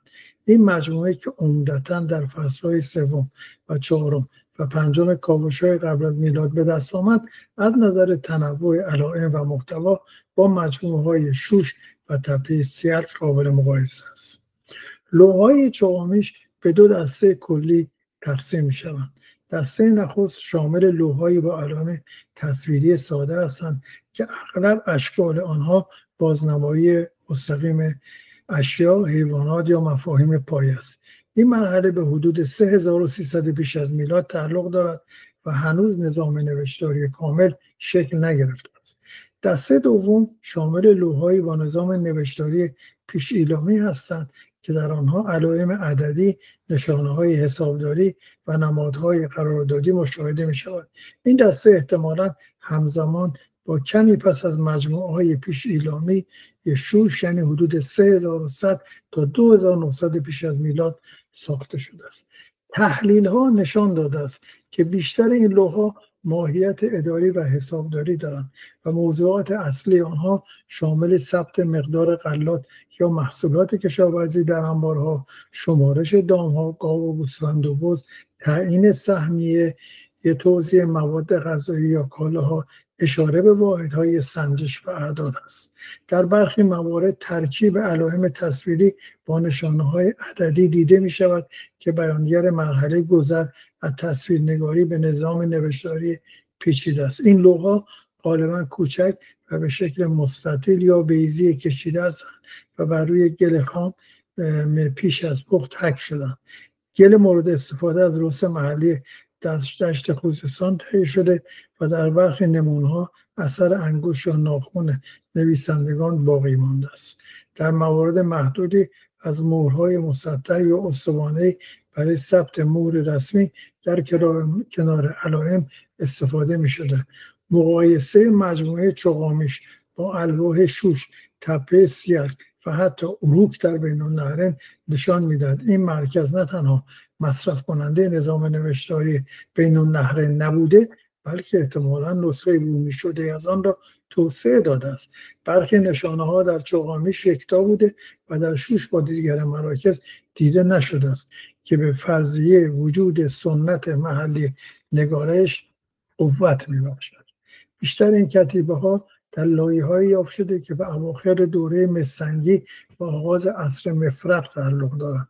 محل که اصلی کشف آنها بخش مرکزی محوطه نزدیک به ساختمان‌هایی با پلن‌های سازمان یافته و دیوارهای ضخیم بوده که احتمالاً مراکز اداری یا انبارهای عمومی بودند.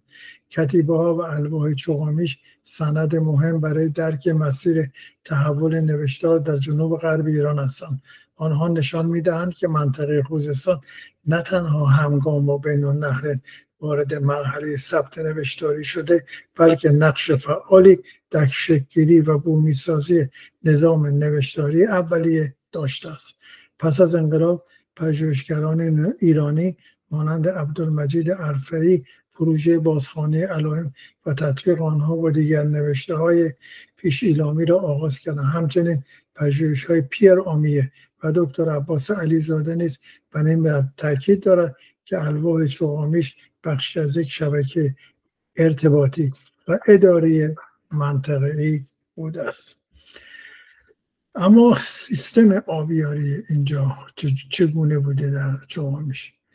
در چاقامیش هم برای کشاورزی هم برای آرد و شرب نظام‌های تامین آب به شدت وابسته به شبکه‌های آب‌های سطحی و کانال‌های انشابی از رودخانه‌ها بوده است.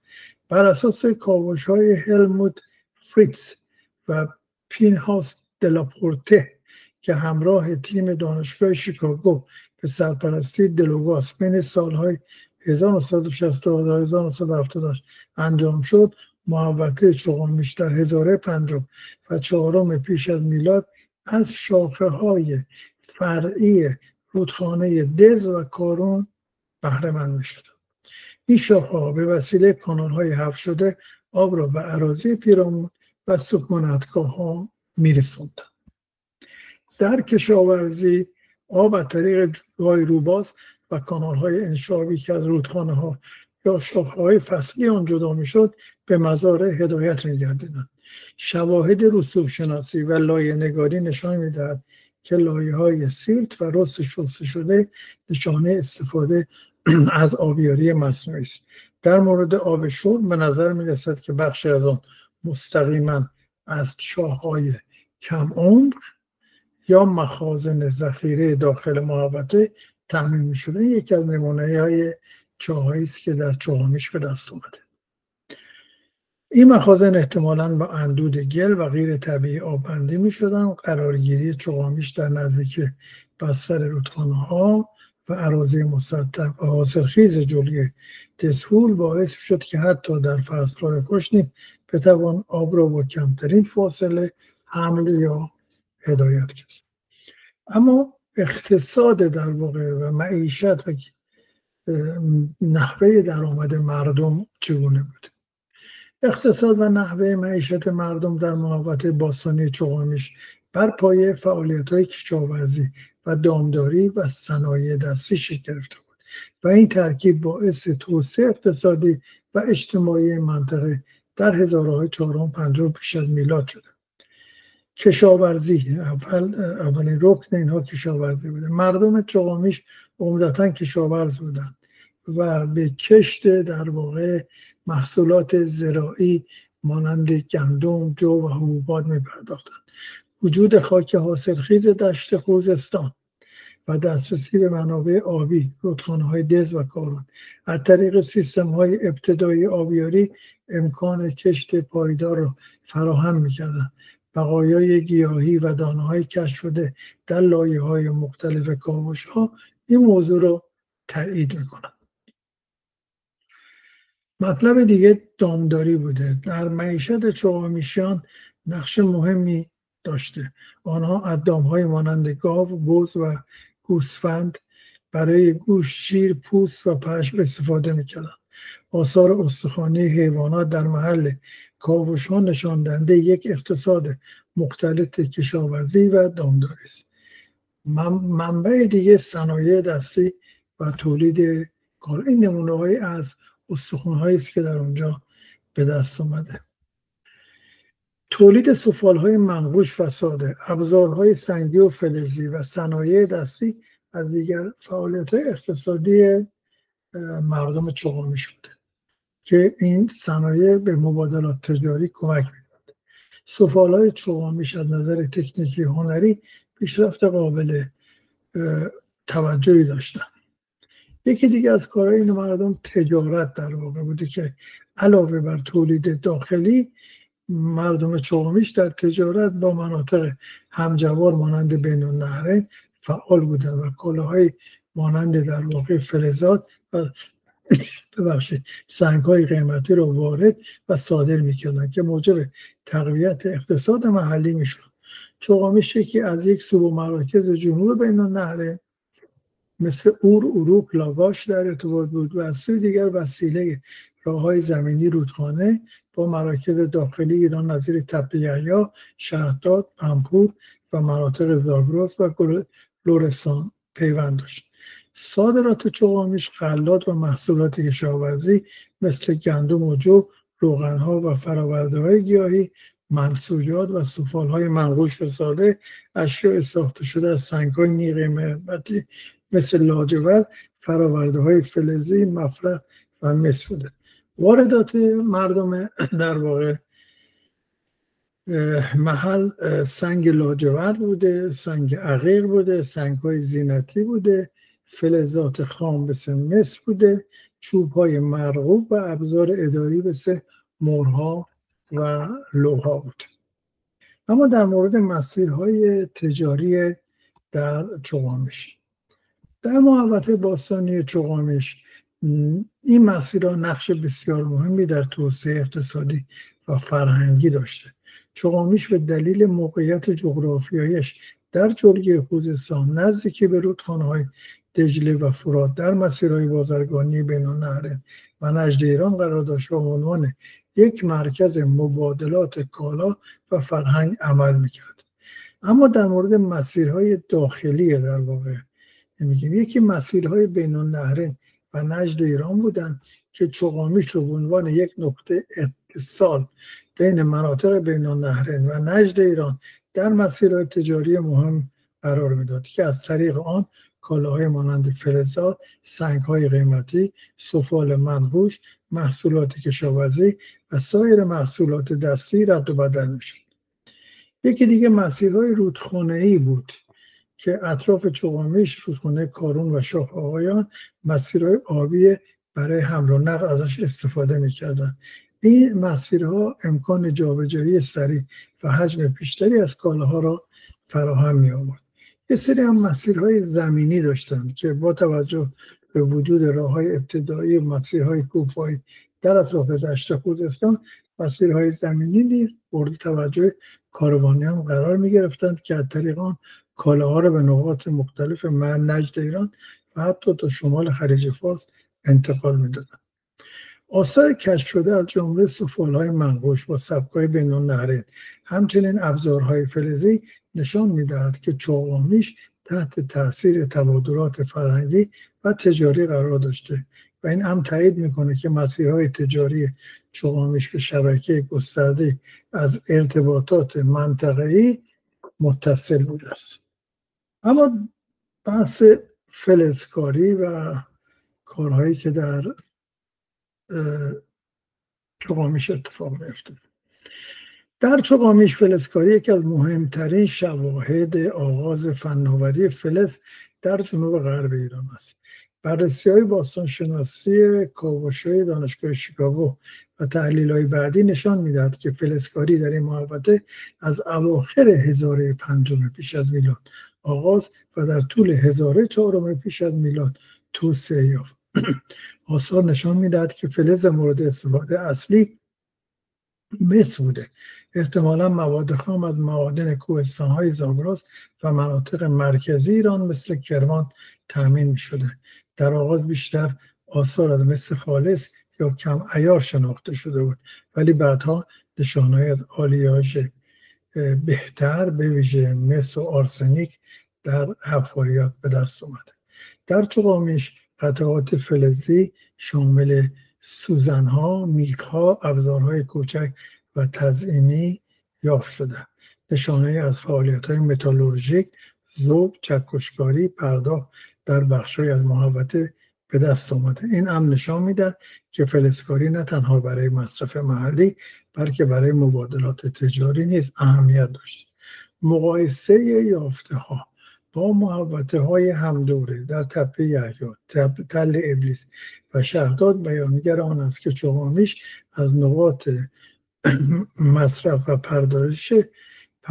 پردازش فلز بوده و احتمالاً مواد خام را از شرق ایران وارد می‌کردند. در واقع فلزکاری در چغامیش که ابتدا جنبه نمادین و تشریفاتی داشت و در زیورآلود و اشیاء آیینی استفاده می‌شد، به تدریج در زندگی روزمره نیز وارد شد. ابزار کار، جنگ افزارهای ساده و غیره. وجود اشیاء فلزی در گروه‌های چغامیش نیز نشان دهنده نقش اجتماعی و منزلتی این فلز در این فرهنگ است. چغامیش به دلیل قرار گرفتن در مسیر ارتباطی زاگرس، خوزستان و نجد ایران مرکز مهمی برای انتقال فناوری فلز از نجد ایران به بین‌النهرین بوده است. ارتباط با مراکز فلزکاری کرمان، تپه یحیی، تل ابلیس و شهرداد باعث شد که فلزات و فلزکاری پیشرفته تر به خوزستان برسد. اما در مورد سفالگری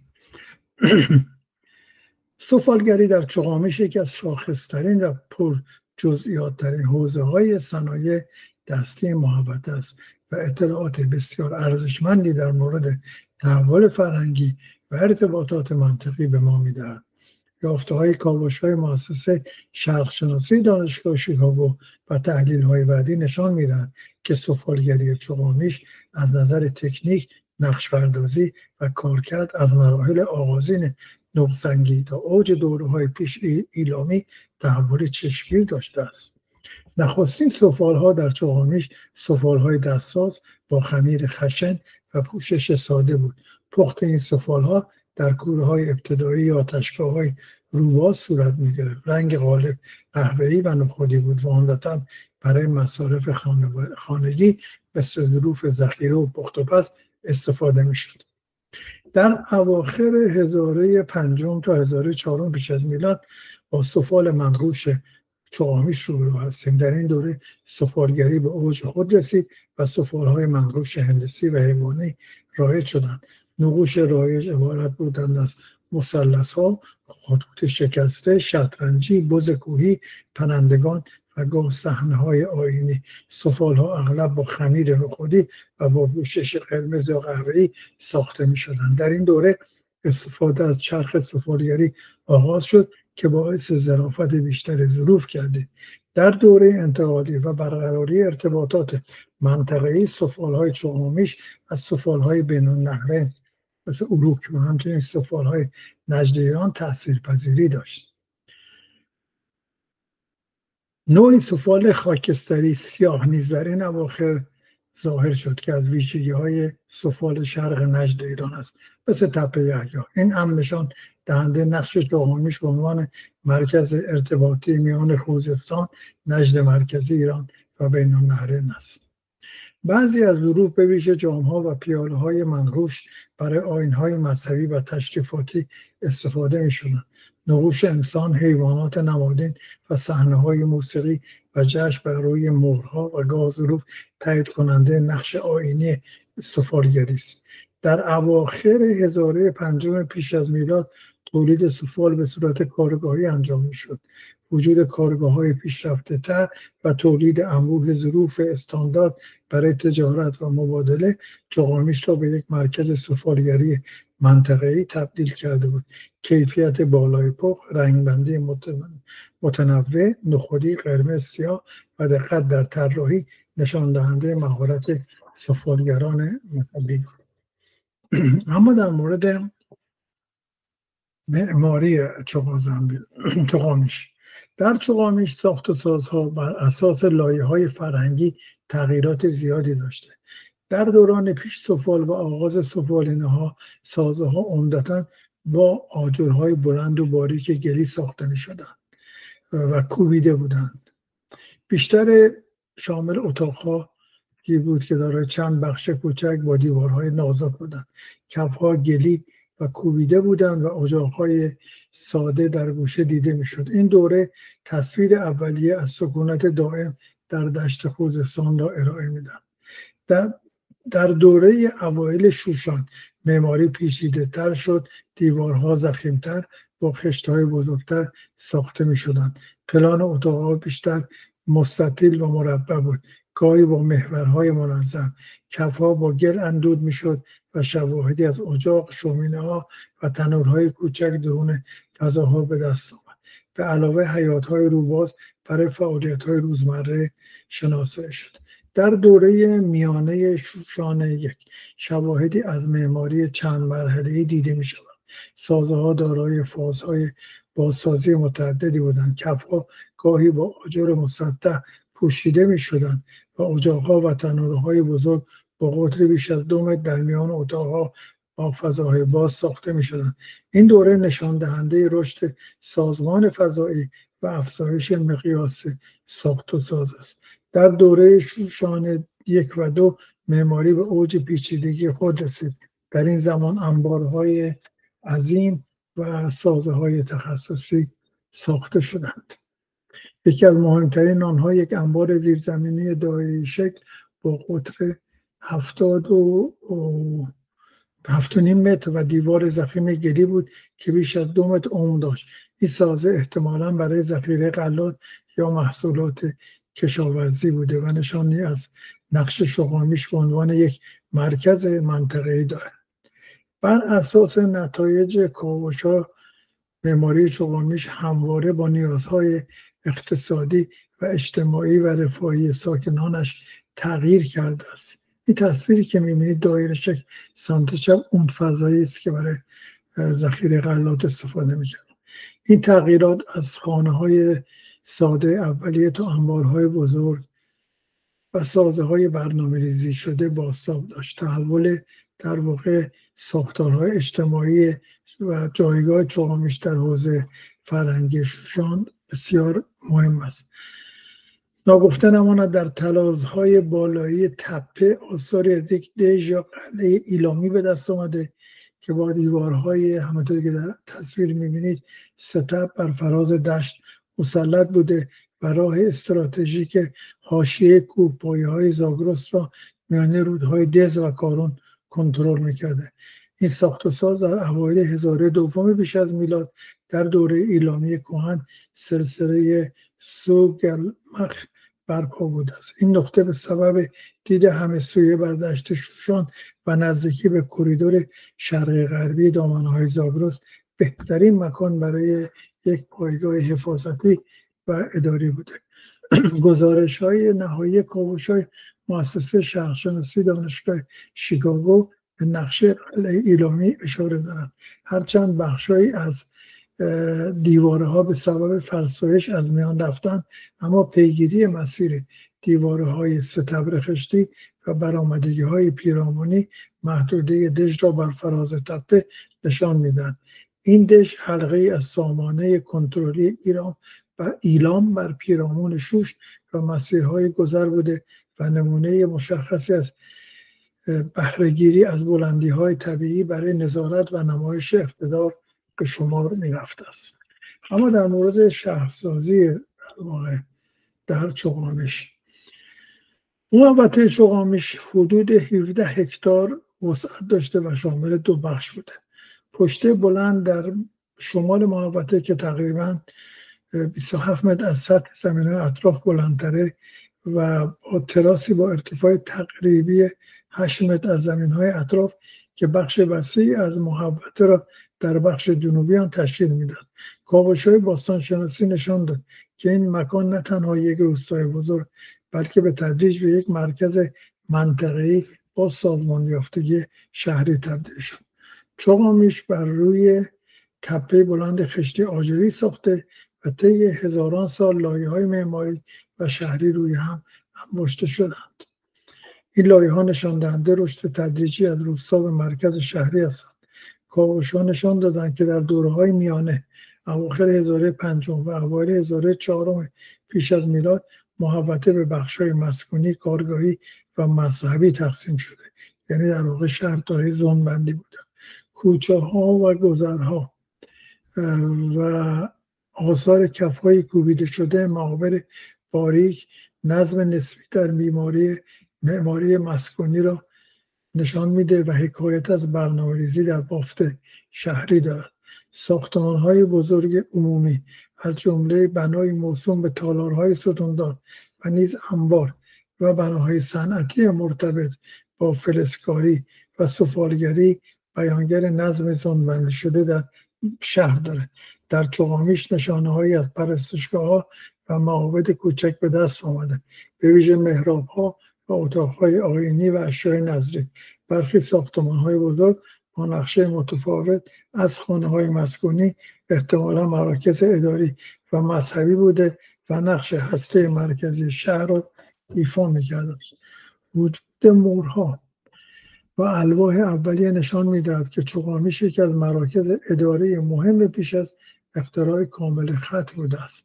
کارگاه‌های سفالگری با کوره‌های متعدد ذوق و فلزکاری در دل محوطه شناسایی شدند. این امر نشان می‌دهد کارکردهای تولیدی و صنعتی بخشی از سازمان فضایی شهر بوده و به صورت محلی متمرکز شده بودند. خانه‌های مسکونی معمولاً شامل اتاق‌های کوچک، حیاط‌های مرکزی و انبارهای جانبی بودند.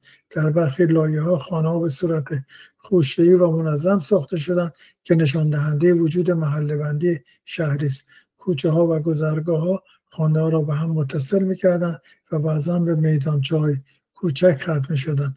به دلیل موقعیت در دشت آبرفتی ساکنان رود دس و شاخه‌های فرعی آن برای کشاورزی و تامین آب استفاده می‌کردند و شواهد نشان می‌دهد که آبراهی‌های مصنوعی و کانال‌های کوچک در اطراف محوطه وجود داشته و احتمالاً بخشی از سازمان شهری به حساب می‌آمد.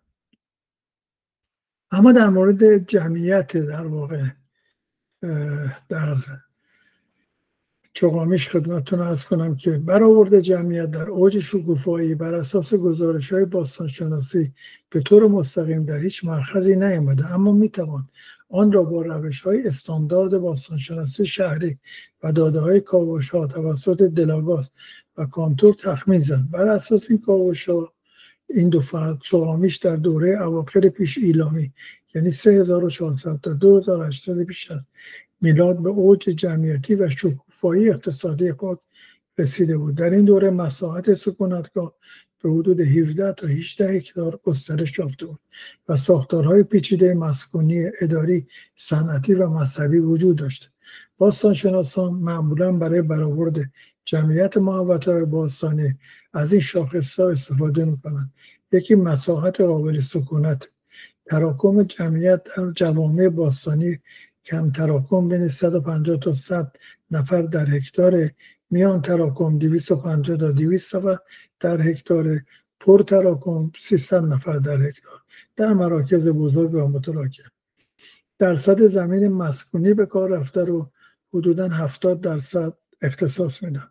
مطابقت با داده‌های معماری در واقع بر اساس اندازه خانه‌ها و تعداد اتاق‌های مسکونی و ما اگر این 17 هکتار رو در اون 70% محیط مسکونی ضرب بکنیم ما عددی حدود 11.9 هکتار داریم که زیر بار تراکم مسکونی بوده و اگر جمعیت رو بین 250 تا 200 نفر در هکتار تخمین بزنیم جمعیت چوغامیش بین 2500 تا 3000 نفر برآورد می‌نماید.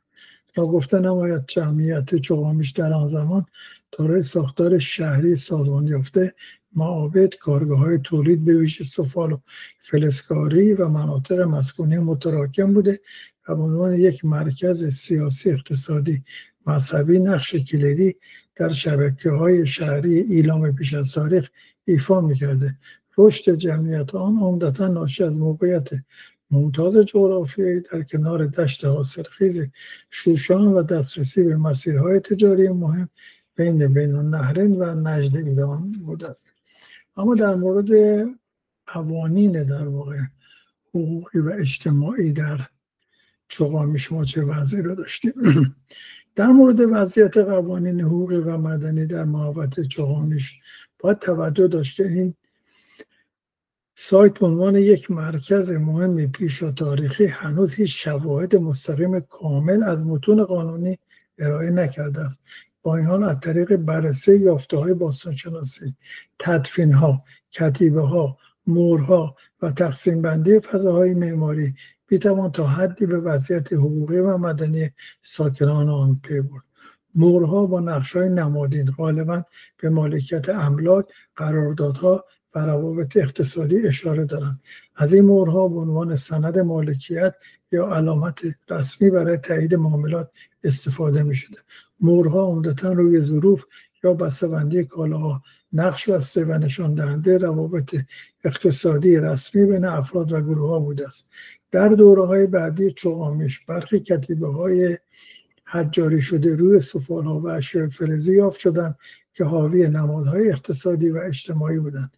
وجود انبارها و تقسیم بندی دقیق فضاهای مسکونی و اقتصادی نشان می‌دهد که نظام اجتماعی و اقتصادی با قواعد مشخصی اداره می‌شدند. این نظم فضایی منعکس کننده روابط مالکیت و قوانین عرفی بوده.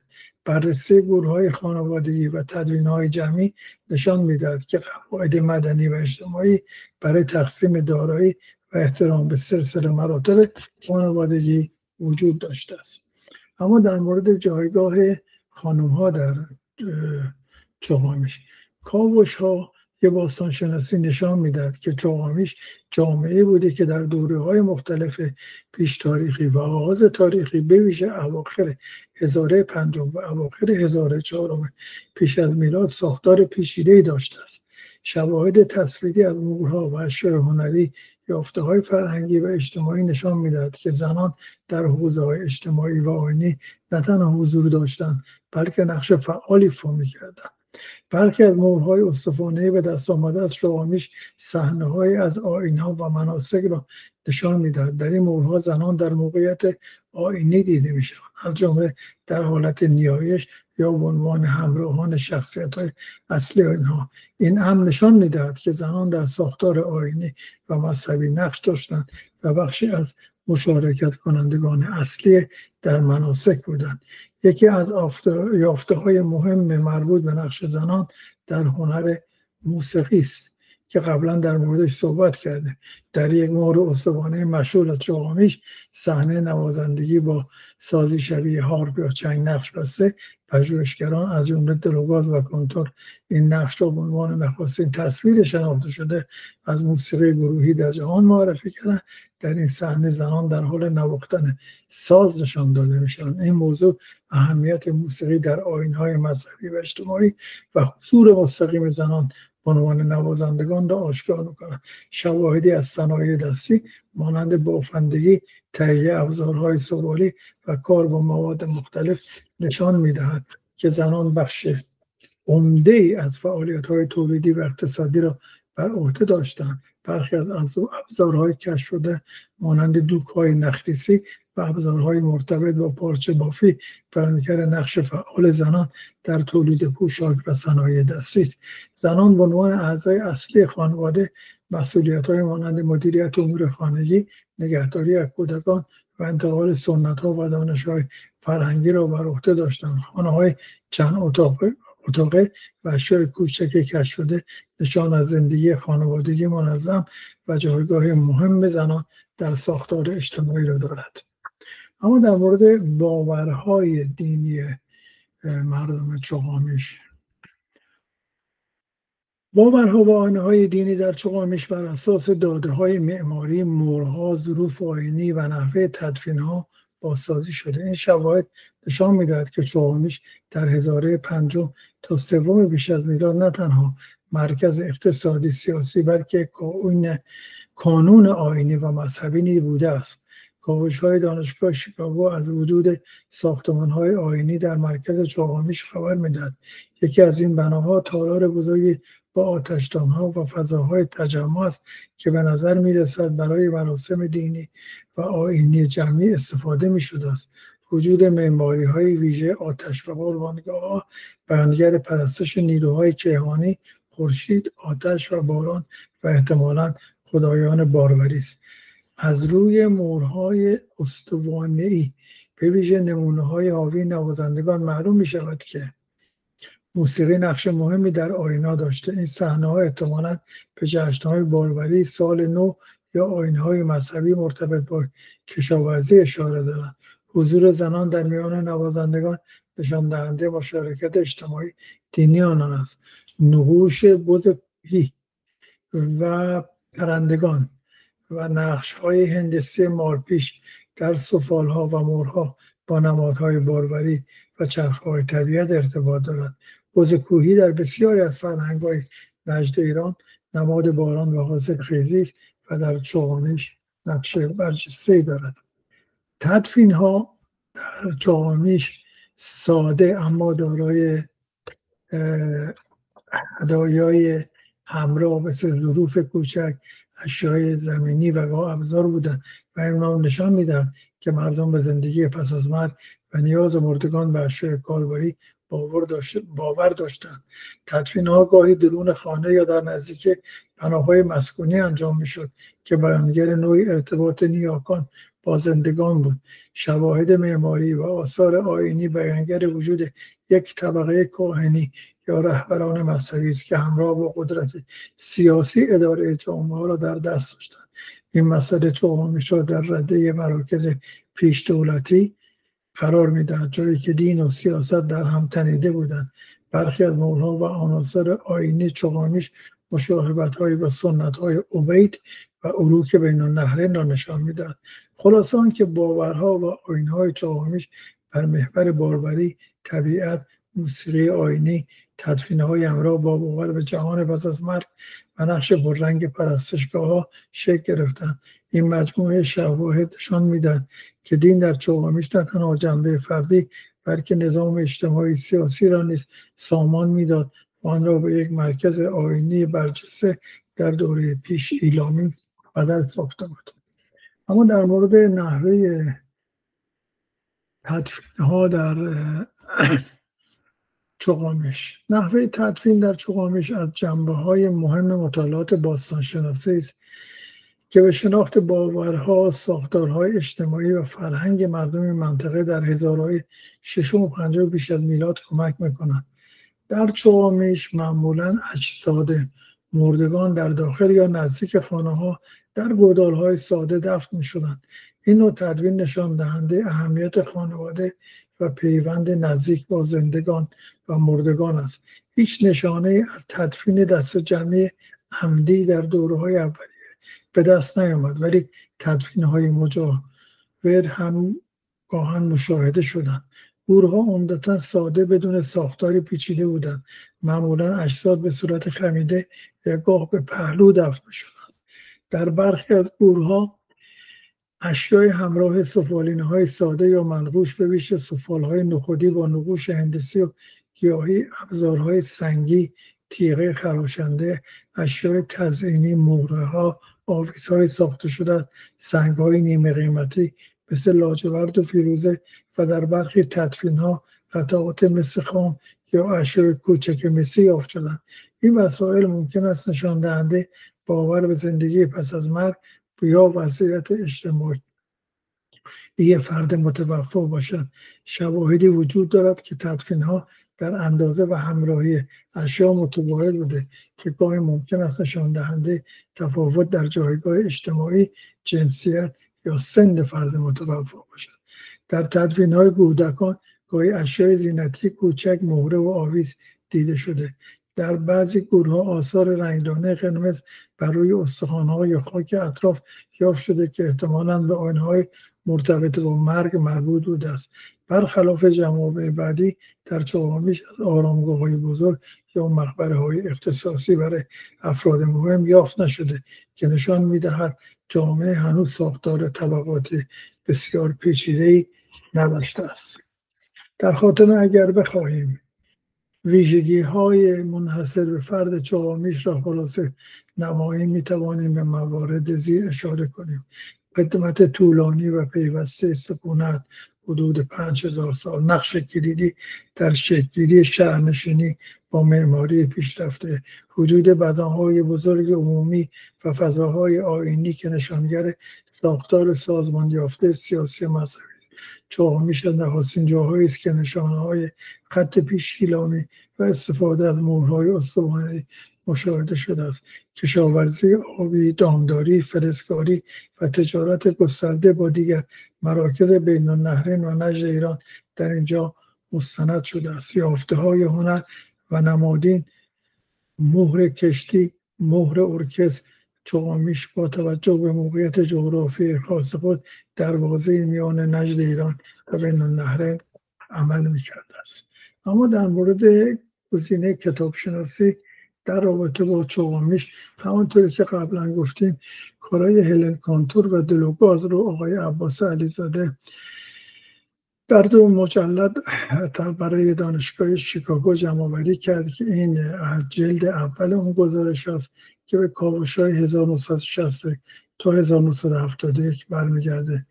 جلد دوم که این کتاب باشه در واقع به 1972 تا 1978 اختصاص داره و چند تا از تصاویری که روی این جلد کتاب ما داخل استفاده کردیم، مثل اون معبد که بر اساس اطلاعات معماری و شهرسازی باستانشناسی شده هستند.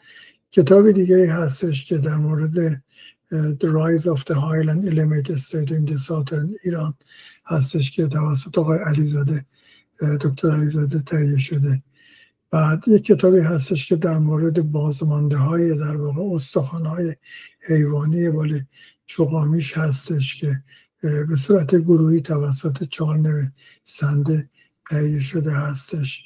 کتابی در مورد فمینیسم و آنتروپولوژی که کتاب بسیار خوبی هستش که در مورد جایگاه خانم ها در این سایت های باستانی اشاره میکنه. یک کتاب دیگه هستش که در مورد همین توکن ها که از مول ها اینا به دست بیاره که برای حساب کتاب ها بودن. در واقع آقای توی این کتاب تهیه شده در مورد منطقه خوزستان که چوغامیش هم در واقع سایت اصلش هستش. کتابی در واقع هستش مال مکون هستش که ما قبلا در مورد شخصیت ایشون صحبت کردیم که در واقع لایه نگاریه تطبیقی شهرهای اولیه ایران هستش. کتاب بسیار ارزشمند هستش. بعد که مقاله هستش در مورد Ancient Mound of چوغامیش که این هم توسط آقای عباس علیزاده تهیه شده، یک مقاله هستش به زبان انگلیسی هستش.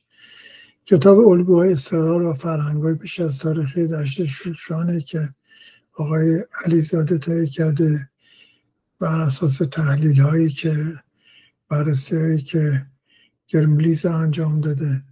کتاب ایران در پیش از تاریخ هستش، مرحوم دکتر صادق ملکزاده ملک شهرمیرزادی تهیه کرده که در واقع از دوره قارنشینی، دوره شکار و دوره در واقع تپه ها هستش که یکیش هم همین تپه چوغامیش هستش.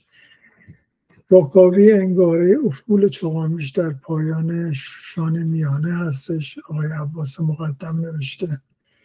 بخشید. کتاب دیگه ساختار بصری سفالینه های منقوش چوغامیش هستش، نویسنده ناجی ماهانه.